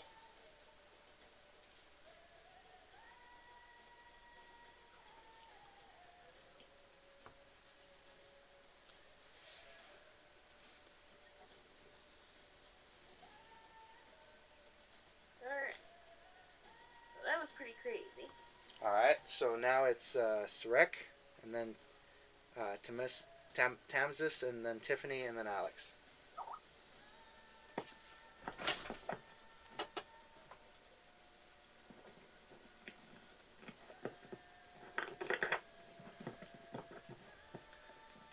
So, Sarek.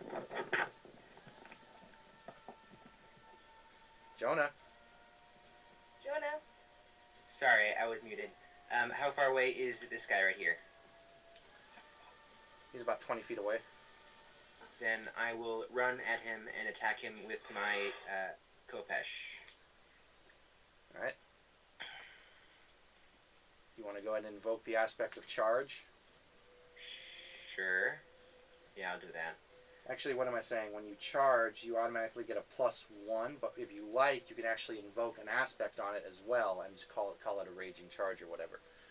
I will not do that. Okay, so just getting a +1 to whatever you already invoked in the scene. Because remember, whenever you would invoke an aspect that's on a scene, it stays until the scene is over. Oh, cool. So I still get the +2, right? Yeah, so you're getting a +3 now on this Cool. charge roll anyway. Whoa. All right. Good hit. Right, and Inhuman Strength, that also gives me a +1, right? +2, I believe, actually. Yeah, +2. So that's actually a 9. Well, no, it's a +2 to damage. Oh, right, okay. So he gets a 3. So 4, 5, 6, 7. So 4.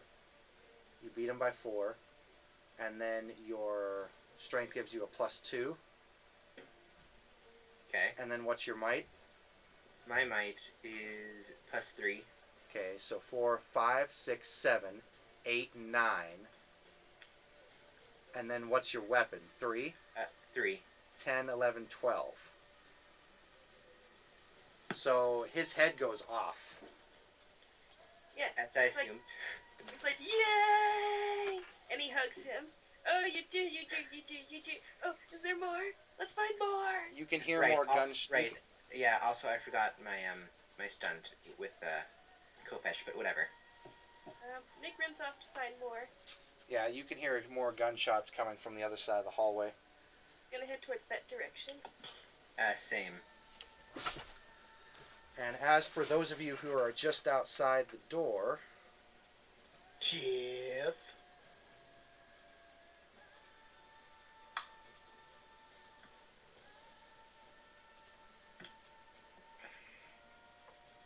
so Tiffany and Tomasis, you see these guys come out. And instead of shotguns, these guys are wielding AK-47s. And let's see. Tomasis, you're up first.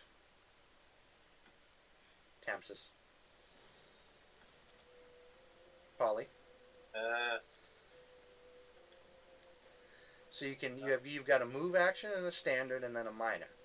So you can, maybe go into stealth, because you're already stealth from Alex, but they come out and they can see you. So if you want, you can do a stealth or do a run roll. Just use your imagination. We use stealth. Okay, go ahead and roll stealth to duck behind cover area, because there's a pretty decent amount of crates out in the courtyard. So it'll be /roll 4df plus your stealth.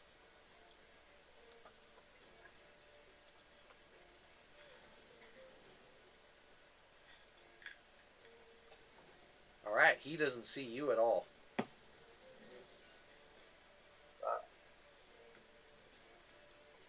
So that will actually give you an aspect. You're stealthed. Meaning he can't roll any defense against you except alertness.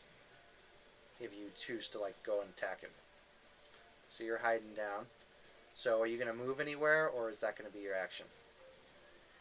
I'll have that be my action. Okay. So, Tiffany, you going to do anything?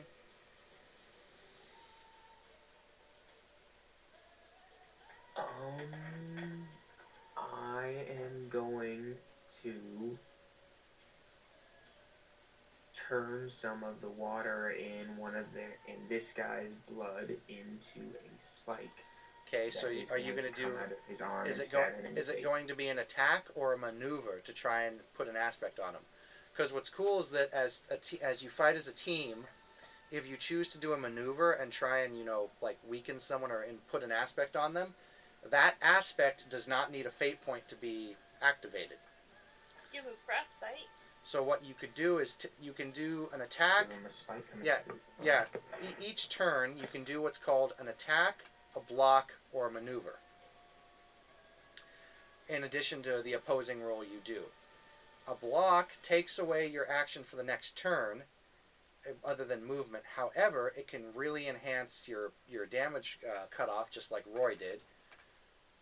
You can do an attack, which is of course just your standard attack versus whatever their defense is, and you can roll a maneuver. What maneuvers do is either put negative aspects onto enemies or positives onto allies, or make something difficult for enemies to do, and easier for allies to do. What's cool about maneuvers is, yeah, you don't get to do any damage with them, but the aspects that they put on are basically free. I think I'll make it a maneuver Alright. and put the aspect. There's an ice spike pinning his arm to his head onto him. Alright. So go ahead and roll a discipline, since it's just a maneuver. I couldn't hear you over that static. Go ahead and roll. Damn it. Go ahead and roll a discipline, since it's just a minor spell.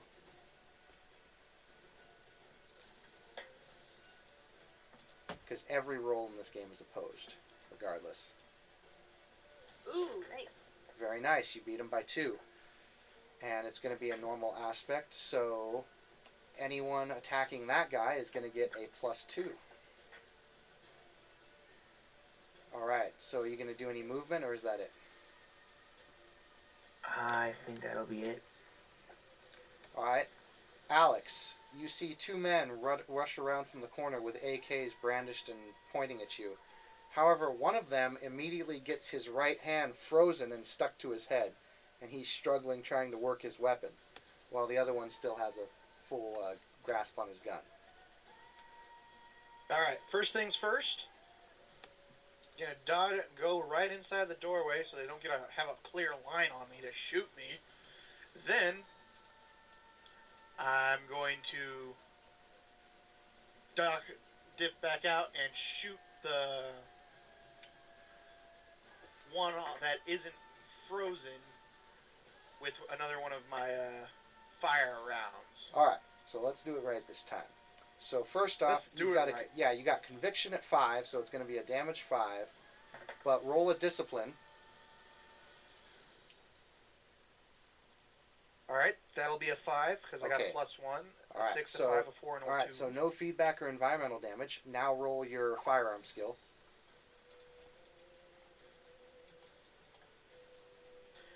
And you know what? I'm going to spend a fate point to give a +2 to this. Okay, and what are you going to invoke?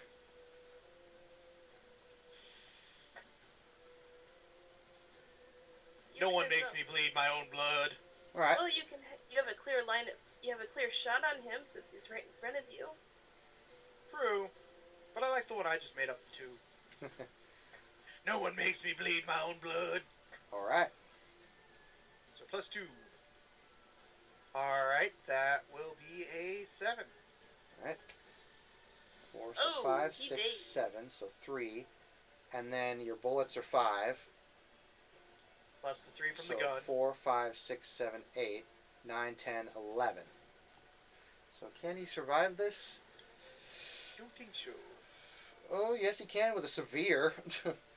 So you're So- going to blast him right in the chest, and he's going to go about 5 feet backwards in a fountain of blood. Also, he's going to catch on fire from the spell. Mm-hmm. And I take another mental stress. I'm up to 2. Yep. All right. And And then I'm going to duck back inside the building so the other guy doesn't have a real clear shot on me. Yep. And the other guy's kind of struggling with the ice, so he's going to fire his gun at a -2. Actually, Tiffany, do you declare it as a minus for him or a plus for allies? Minus for him. Minus for him, okay. Just remember to invoke that when you guys do stuff. I almost forgot. So he will roll this. 5 against you, Alex. So you may Alright. do an opposing Got it. check, or you can do a block, which will sacrifice your attack the next turn, but it gets to put a barrier between you and kind of soak damage. You can do it I'm with just going to try and you could dodge do- away. You could do it with magic or a cover, but if you're just going to do a dodge, then go ahead and roll a athletics or dodge.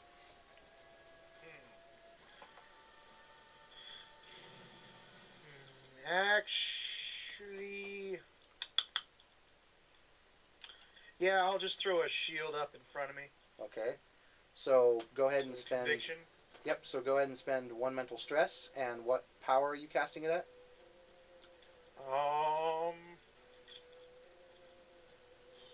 Let's be safe. 4. Okay. So roll a discipline.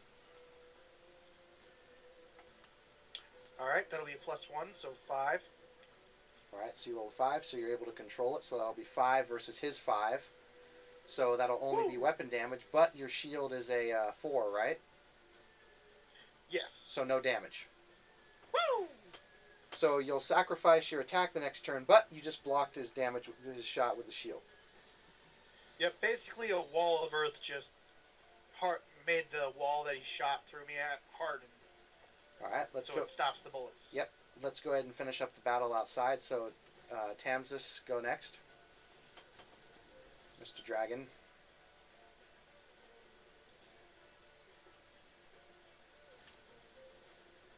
Damn it. Is the static gone? Yeah, it's Yes. gone. Yeah. Yay. Okay.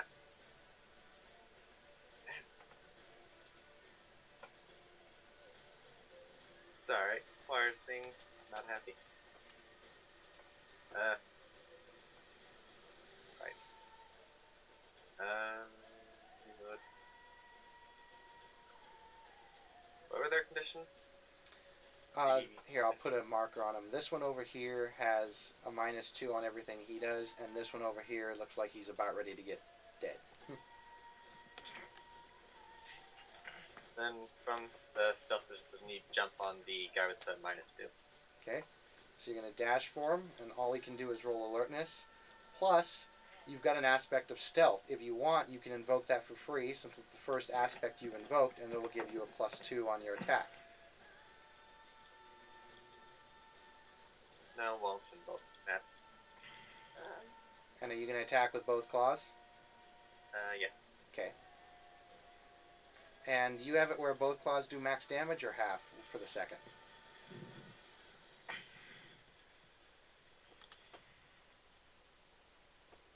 Don't know.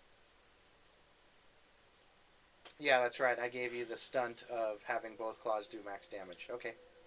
Okay.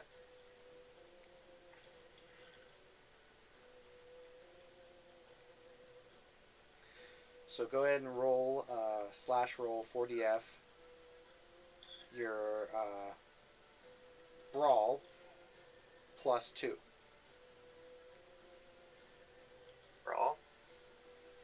Well, yeah. Do you roll brawl or weapons for your claws? I believe that would be fists. Or fists? Sorry, my mistake.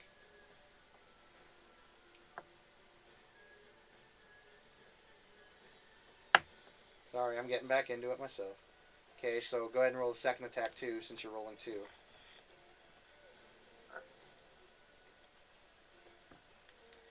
He's rolling these at a -2. So for the first one, he gets a 3. For the second one, he gets a 4. So the first attack will be 4, 5, 6, 7, 8. And then what do your claws do naturally?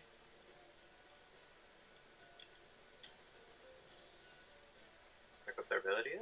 What's their damage? I believe they're 2s. Yeah, they're 2s in the book. Okay. Okay, so 5, 6, 7. So on the first one, and then 5,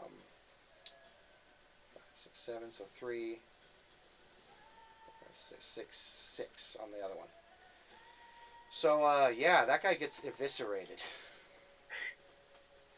So Nathan, you see one of the people who you didn't know was following you, Tamsis, jump out and just tear the one guy to shreds with very nasty looking claws. Tiffany, you're up. Okay, I am going to send a massive spear of ice through this guy. All And right. that's an attack. Do you want to invoke any aspects, since you still have one free aspect, since you never invoked one, other than the maneuver? I don't know what aspects I could. You could do, I hate red court. You can use your imagination with it.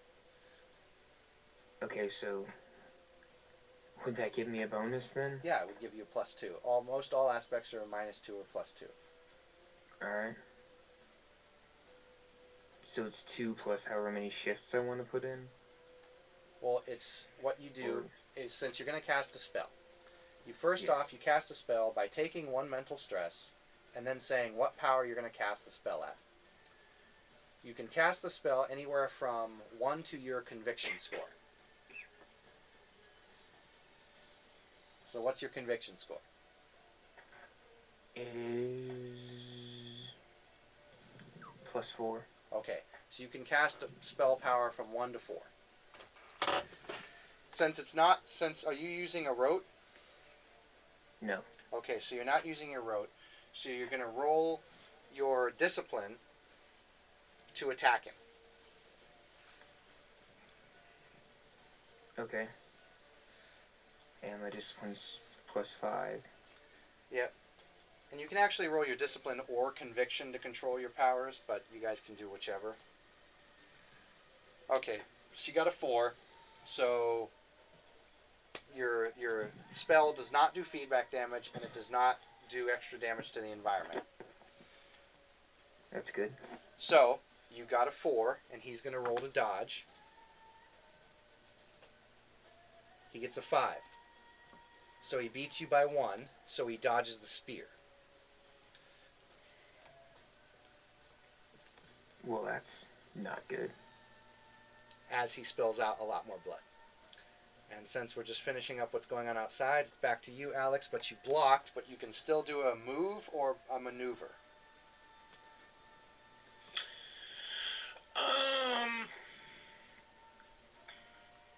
I will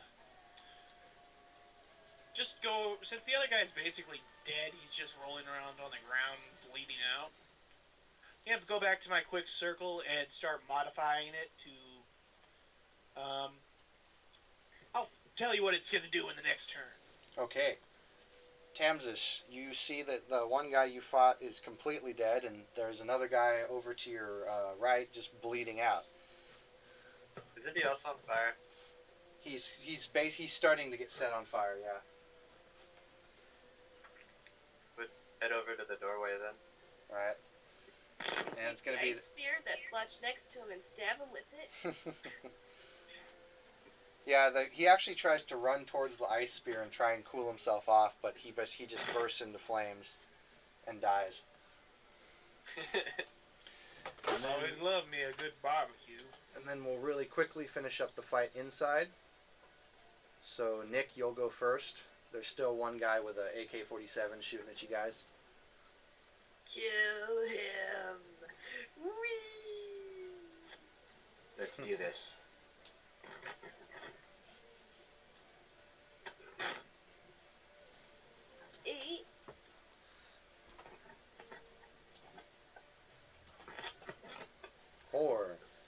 1, 2, 3, 4. Your sword is a 4, so 8 plus your might, which is a 1, so 9. So he's going to take a severe as you almost slice his gut open and disembowel him. And he's going to return by doing another spray on you guys.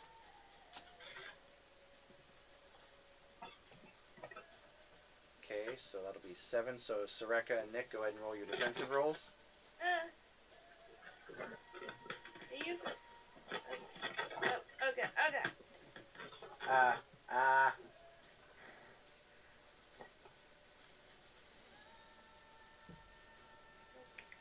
Okay, which roll? It would be like a dodge, an athletics, and just an endurance, something like that. Or you could throw up a spell if you want, and do a block. Can you do the block this time? So Soreka, was that just a dodge? It was athletics. Okay. So yeah. 6, 5, 4.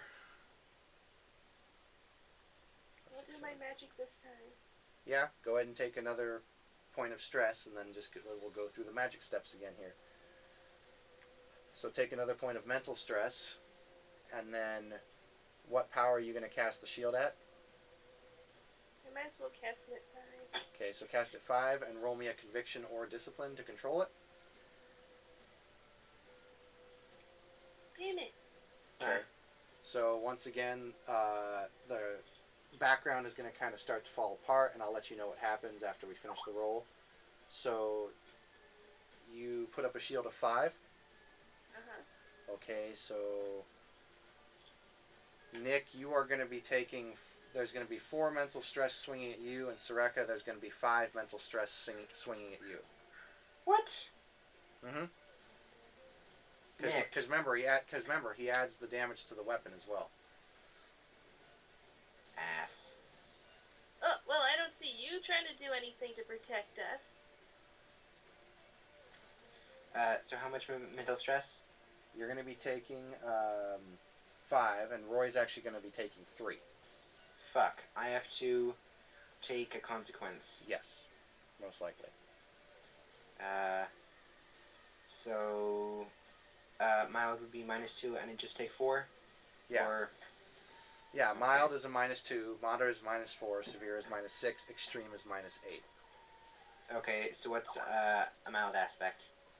Mild Headache? aspect would be like, a couple bullets, cut across the cheek and leave some gashes. Moderate would be one hits your ribs and cracks one. But remember, you've got armor on. What's your armor right now? 3? 3. Yeah, so you ignore 3 of that. So you're only 4 taking with my Kopesh. so 5, 4, 3. So actually no, 2. So just 4. So you're only actually taking 4 stress coming at you. So you could take a mild if you wanted to. Yeah. Right. Okay. Alright. I'll just. Yeah.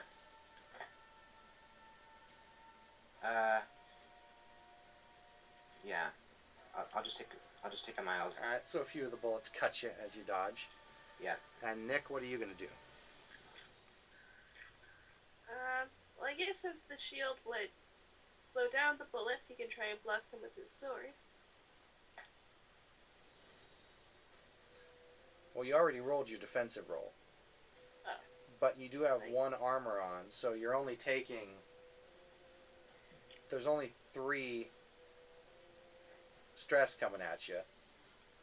So you could take a mild and just not take any stress. Okay. Alright, so a few of the bullets cut you as well. Why is it mental stress? For spells? No, for bullets. No, it's physical stress. Oh. He cast a spell. He took 1 mental stress. Then I was taking 4 mental stress. It was 4 physical, yeah. Right. You told me it was mental, Sorry, so I can physical. take 4. Yeah, okay. And I have armor 4, so. You have armor 3 versus you have armor 2 versus bullets. You have armor 3 versus melee. Right. Armor 4 versus melee because of my Kopesh. Yeah, but armor 2 versus bullets. So just 2 stress then, right? You were taking 5. Then 3. So yeah, you took 3. Okay.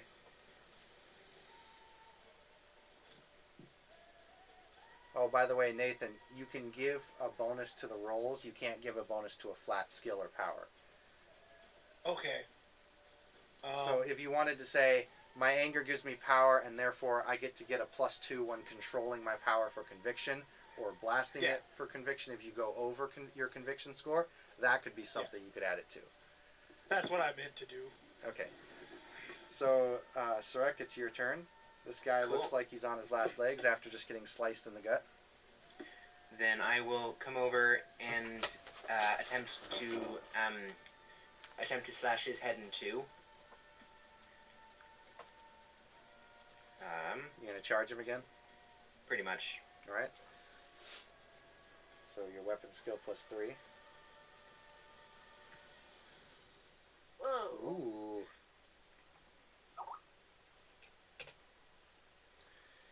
Yeah, he's dead. Okay. He was beside himself. Yeah. And right as that happens, you guys see the door next to you that was blocking the other hallway just explode and melt away. Well, screw you, buddy. I can do that too. Yeah, Nick looked excited. Like, oh boy, wasn't that exciting? Calm down now, you fool. The battle's over. Huh? Huh? Who said? And my spell goes off now. Well, I know, Nathan. That was the door. Please repeat that. You guys heard a giant clap of thunder. That was the spell. Not literally. For crying out loud, Polly, stop it. Thank you. All right. So you guys hear a giant loud clap of thunder. And then Thunderclap. and then that's it. You hear nothing else. No more gunshots, no more anything other than just the ringing of the clap. Did someone explode a doorway? I thought I heard. Yeah, a little bit of the doorway blew open. Right. And in I shall stride, gun cocked, like, okay, motherfuckers, let's put an end to this shit. Yeah, Nathan, you see I wave. Yeah, Nathan, you see a dead, fully transformed Red Court vampire on the floor, along with 2 other of the ghouls, or henchmen, on the opposite sides of Nick and Jonah, and they are both dead. No, we're not. Well, no, not Jonah and Nick, but the guards are dead. I wave. What do you mean, calm down? Oh gosh, you don't have to.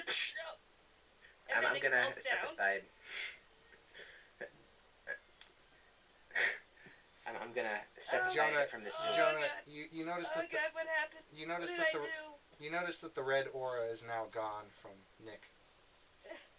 Oh The God. hell's wrong with him? Okay. No idea. Oh God, what did I do? What did I do? You murdered some people, son. Damn straight.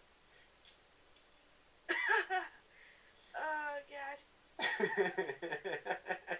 Now, let's calm down here for a sec and figure out what just happened. Vampires and stuff. You see? Nathan, Yeah, you look so over to worry. the corpse to the right, and you don't even need to really roll this. You can definitely tell that's a Red Court vampire.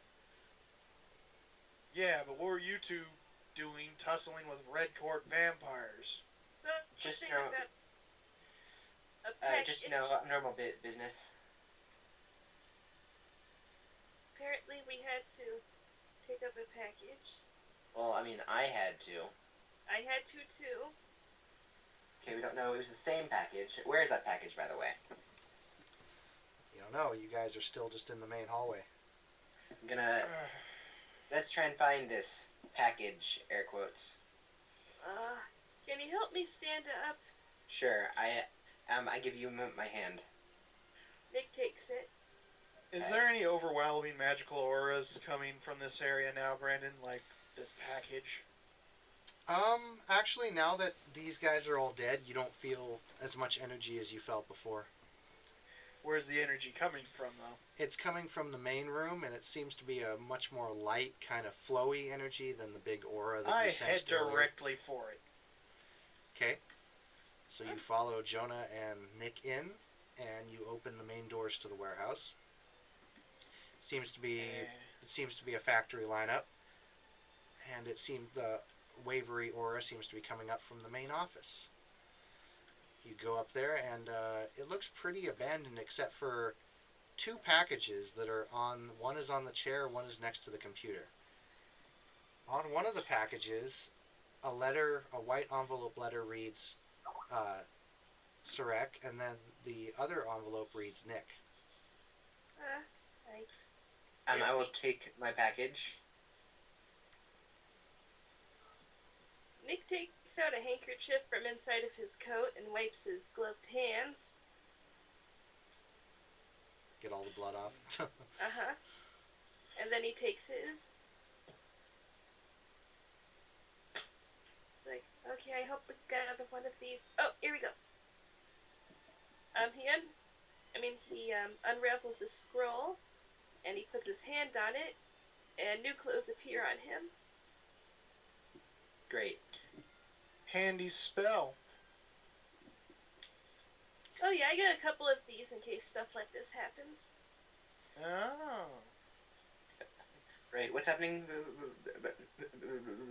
By the way, I was out for a second. He just changed clothes with magic. Right. Okay. He pulled a Superman in the phone booth. Except Right. with a scroll. Right. Okay, I'm Superman.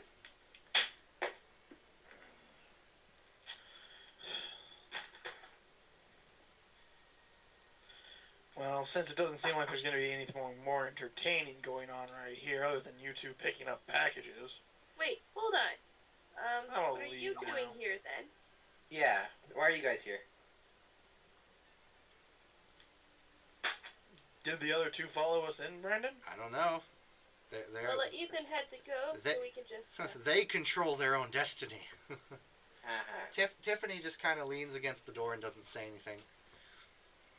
She's a mute. She's not going to tell you. And as for why I'm here, I heard gunshots going off near where I live. So I generally don't like the police around here. So So your boat, you mean? yes, my boat's stowaway. Oh, you guys know each other? Yes, Mildly. he got me arrested because he was on my boat. I did not. That was not my fault. They specifically arrested me because you were on my boat. That's not how I see Undocumented it. cargo. That's not how I see it. That's how they thought it. Which Yeah, if well, they there charged me with is- anything, I would make sure you paid all the fines. Well, I'm broke, so. Yeah, there's more than one way to pay people back in this world. No time Anyways, to go. I'm gonna leave now. Okay, where are you going, by the way? Oh, to go deal with some of the greatest icicle pop people I ever had the pleasure of knowing. Nice. Winter? Sounds fun. Oh, Wait, jeez. what? Nothing. How do you know? I was guessing. Perhaps, Alex, the question should be not how he knows, but who he knows. Who are you, wizard? Wait, He's I'm a, not him well- changed into a dragon? technically he's not a wizard, Alex. Alright, I'm curious now. Oh, Who now they're are talking you? to you. I'm actually really surprised, Alex. You know, I would expect someone to reply to me when I talk with them. Oh, give him a few minutes. He'll realize he's being talked to. I don't listen to random voices in my head. I have enough of those. Get the They're hell not. out. They're not random voices. They're with me. Oh, wait. Is that a dragon? Tiffany looks over at Sars. I have no idea what you're talking about. Person. Guys, Tiffany whispers a word of power to you, and she says, "Oh, the humanoid dragon." Oh, that thing. Yes, in a way, yes. Okay, because that's pretty fucking cool. You can go play with him if you want. I'm not gonna stop you. Sweet. Now I'm just gonna give Nick a pointed look and be like, "So tell your friends to get the hell out of my head." We're not in his head. We're right here. I can't do that. Alright. I really didn't want to do this. Oh. I'm gonna Seriously, let some of the... you don't want to do that. When they're in your head, just let them say what they have to say, and then they'll just leave.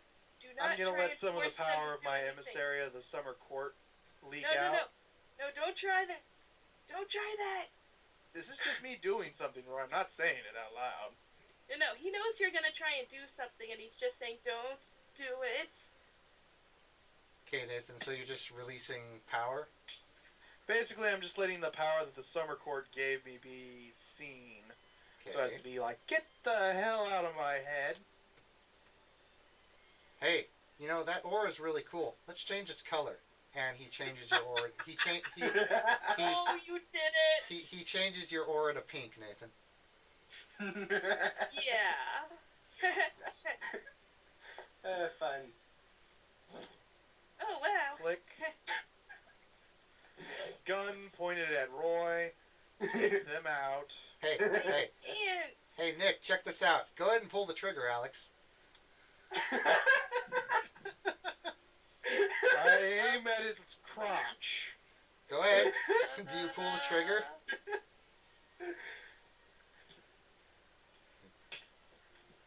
Okay, what happens? Nate, do you pull the trigger? I don't cock it, but I still pull the trigger to see it just to You psych pull the him trigger, and a flag comes out, and it says "bang." Oh, Strange. Nick is trying not to laugh at him. Shrek is laughing. Shrek is laughing like crazy.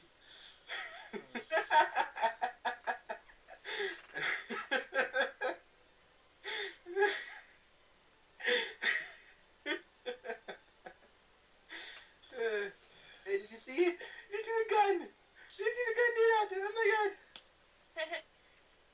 They have a pretty funny sense of humor.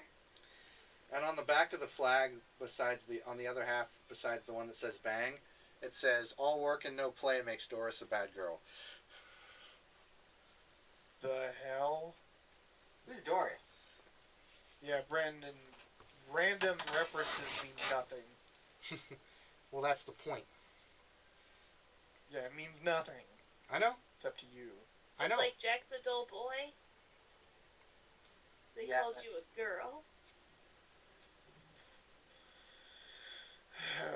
Because when the male entity that watches over Roy gets flustered, random words appear. That's his thing. Okay. I wouldn't. Yeah, No. you would know that, so you're just sitting there looking at it like, huh? Yeah, I think that it's gonna stop getting cute really fast, so, Yeah. I know.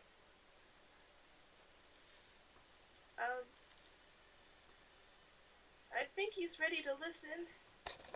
Well, I think, let's see here. What was going on? He was looking for a way. Oh, yes, right. A way. Well, it just so happens that now that those Red Court are taken care of, there does so happen to be a way into Ferry in this very warehouse. If you could perhaps open one up, Alex. Oh. Get out of my head first, then we'll talk. Well, to be fair, we're not in your head. We're talking, you just can't see us. Then show yourselves.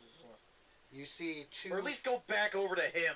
You see two floating... They're always around You me. see two floating entities appear near Roy, and one of them is a man dressed in a very nice suit, and the other is a woman dressed in a very nice suit. About kind of an old classic getup. Spirits. Annoying little fucks that they are. They're not really spirits. They, came from Opening up another- portal of another never. Alright, so walk out to the middle. and then roll me a discipline. Yeah, alrighty then. That will be a 4. Okay. Bolvik, you're still here, right? Or have you been so intrigued by our roleplay that you have just fallen asleep of the passion? Says he's here. Alright. So Nathan, you open away, and you can see that the world is somewhat distorted in the middle where you can walk through. I suggest all of you be prepared for a very cold welcome. And I walk in. You walk in, and you're instantly met by basically a blizzard of snow. Oh no. I don't use like my this. magic to raise the temperature around me so it melts the snow. Are you using arcane or summer? Since it'll let them know that I'm here, and they know I'm not here to start shit, I'll use a little bit of both. Okay. And plus the queens know I'm coming, so... Thank God you didn't walk through the threshold, though. Bolvik.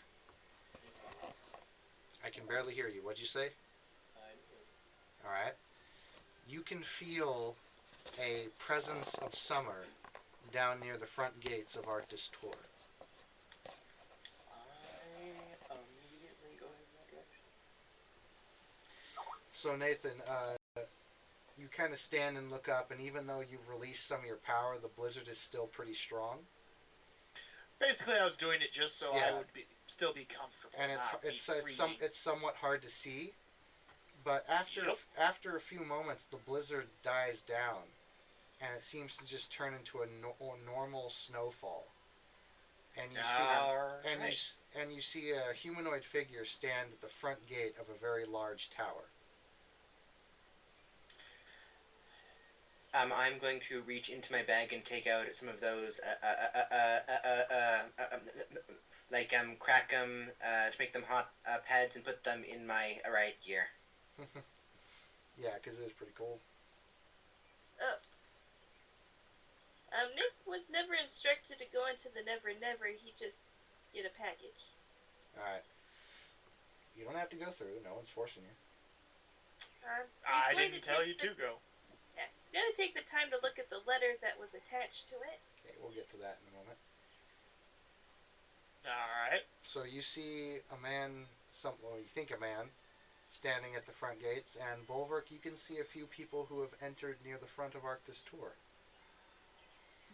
I watch from the parapet. Greetings, denizen of winter. I'm Alexander Willows, emissary to Lady Lily of the Summer Court. Under orders of the Queen, I'm here to see one of your vassals by the name of Frozone. How do you say your name? Frozen. Frozone? Frozone. Robert Redford, I'm- no. I'm here to see Frozel.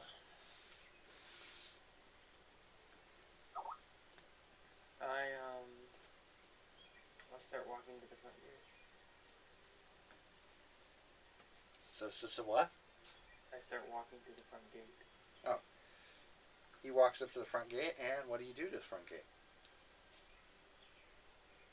I go through the most convenient entrance or exit.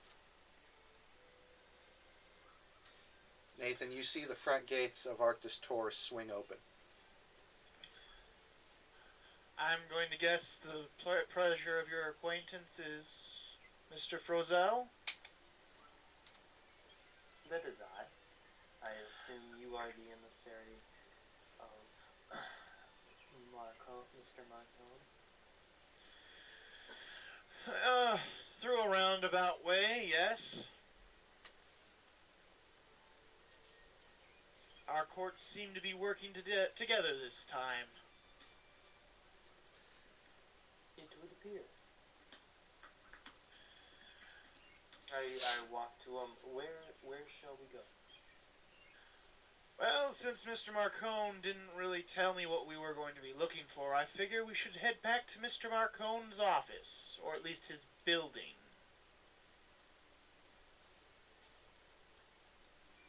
That seems like a prudent action. I shall follow you. I thank you. And I thank you for your help. And I open another portal to Never Never to go back to Marcone's. All right. As you step through, the world transparents and fades, and you're back in the middle of the warehouse with the people who you came with. I put a glamour on Yep. so that I appear human. Yep.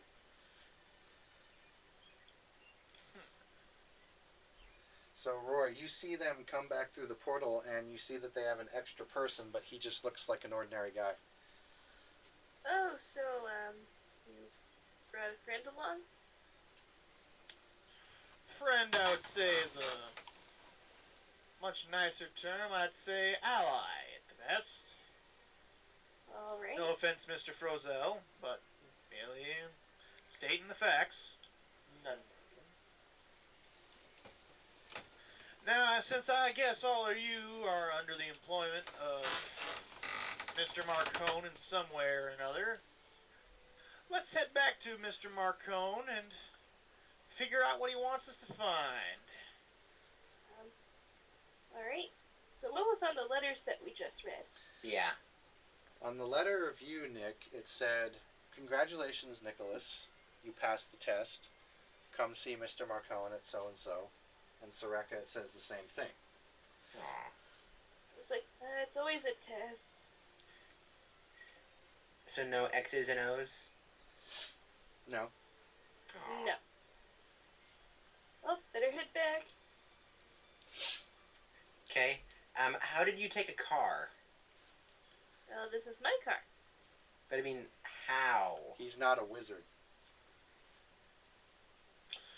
Fair If he warning doesn't- he about doesn't your know. car, Nick. yeah. It might not work. What do you mean? He was Oh, throwing. God, no, you didn't. You guys. Well, no. God, You guys were strong. throwing. You guys were throwing around a lot of power just recently, which tends to disrupt Yeah. electronics. He looks over to a blank space next to him. Could you guys do something about it? Yeah, I think we can do something about that. Although I highly recommend that you don't drive with Alex. Yeah. How about me? No, Soreka, you're the same way. The magic would disrupt.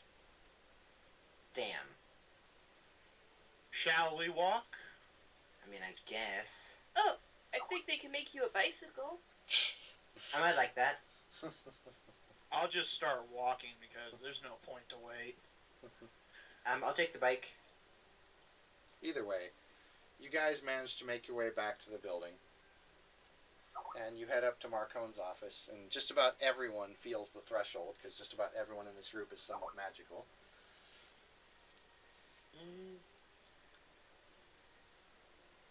Wait, how did Nick do magic if he was into wizard? Oh, they give him magic. He uses faith power. He can't do anywhere near as much as most wizards can, but he at least has magical aspects. Right, okay. Just like how Michael can do crazy things even though he's technically not a wizard. I see. To Ballbuster's character. Yes. I'll wait outside. Alright, suit yourself. All We'll right? be back and I'll bring you the details. Wait, no. Are you able to invite me in? Actually, that is correct. You can, Nathan, because you were you were I'll tasked to bring him back, so you can invite him into the thing because that was your job. So you're in that predicament, huh? Well, he is a fae. Ah, yes. My friend, please come in. Thank you. Oh, you're quite welcome.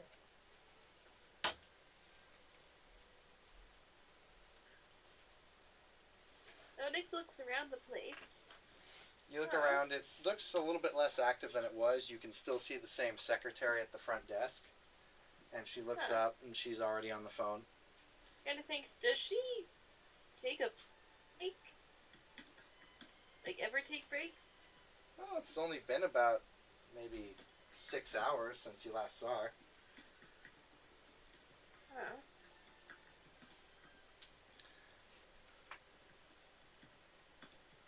In any case, he's going to wait until they're called in. All right, she talks on the phone for a bit and she says, Mr. Marcone will see you all now. Alright. As we start heading up, I'll ask Mr. Frozel, so what position in your court do you hold, since I've already divulged mine? Oh, Sex I don't machine? think- Oh, wait, no. I don't think my position is anywhere near as important as yours. I don't know. Generally when someone of Marcone's power requests for you by name, I at least like to know who I'm dealing with. 'Tis only a personal matter. If you wish not to tell me, then that is all right. No, I'm merely talented. Interesting. He's an accountant. No. I'm talented at numbers. What else? He's the cashier at Arctis Tour. He sells tickets. You didn't know this? They don't. Hey, I live in the Summerlands. They don't tell me how people do business in your sides. You don't have accountants there? What's an accountant? What's this accountant? You guys walk into Johnny Marcone's office, and you see him sitting there with his 2 guards. And he says, ladies, gentlemen, welcome back. I see you found the 2 packages and the rest of the crew. Yes, we did. Uh-huh. And Kurt, are you here? Yes, I am. Okay. It's me. Tiffany gives you a sign language of hello. Sign, hello back. And everyone notices a new person sitting in the room. Is it Kurt? It's, Carrie. Perfect. It looks over. I wave at Kurt. I politely smile and give a nod of my head back. And now that we have all the players here, sit down, help yourselves, make yourselves at home. Sean isn't here. He'll be here soon. And he asks for the 2 packages. Oh, here you go.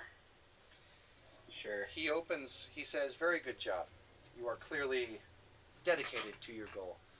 He opens one, and one of them put vampires there? He opens one of them is a box of cigars, he opens the other is a cigar cutter.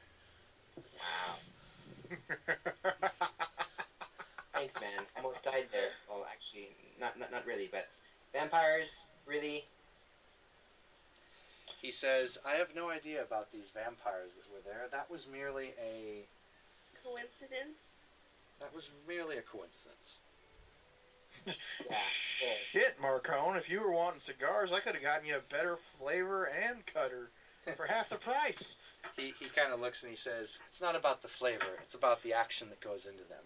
And he lights one. And he says, and he nods at the emissary of winter and he says, as always. And he says, now then, I think it's time we discussed this, I guess you could say, heist in greater Heist. detail. In a manner of speaking. Be right back, guys. Can I just ask a quick question? Yeah. What kind of cigars? Very nice. Okay. Cuban. Sure, okay. Cohiba? Cohiba. Canadian Cohiba. No. They're Canadian Cubans. No. Crap. Well, Cuba does get their vegetable glue from Canada for their cigars. Oh, Cuban cigars in this smoke. Anyway, sorry. Okay, let me shut you up now.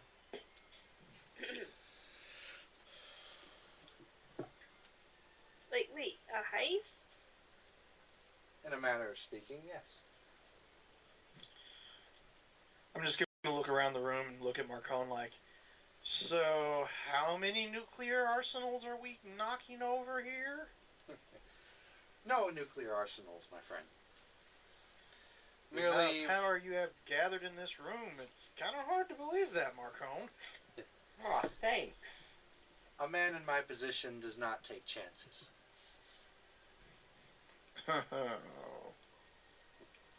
Yes, this will probably So be sweet. quite a difficult job, but if it's able to be pulled off, then you will all be quite wealthy. So sweet, Nathan. So sweet.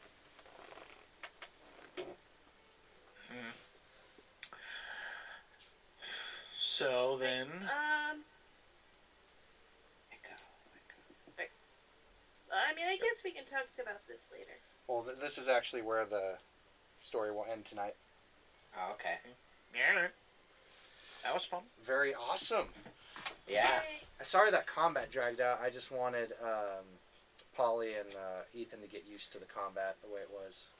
Yeah. By the way, anyone who took the time notices that I am affiliated with Sobek in some way.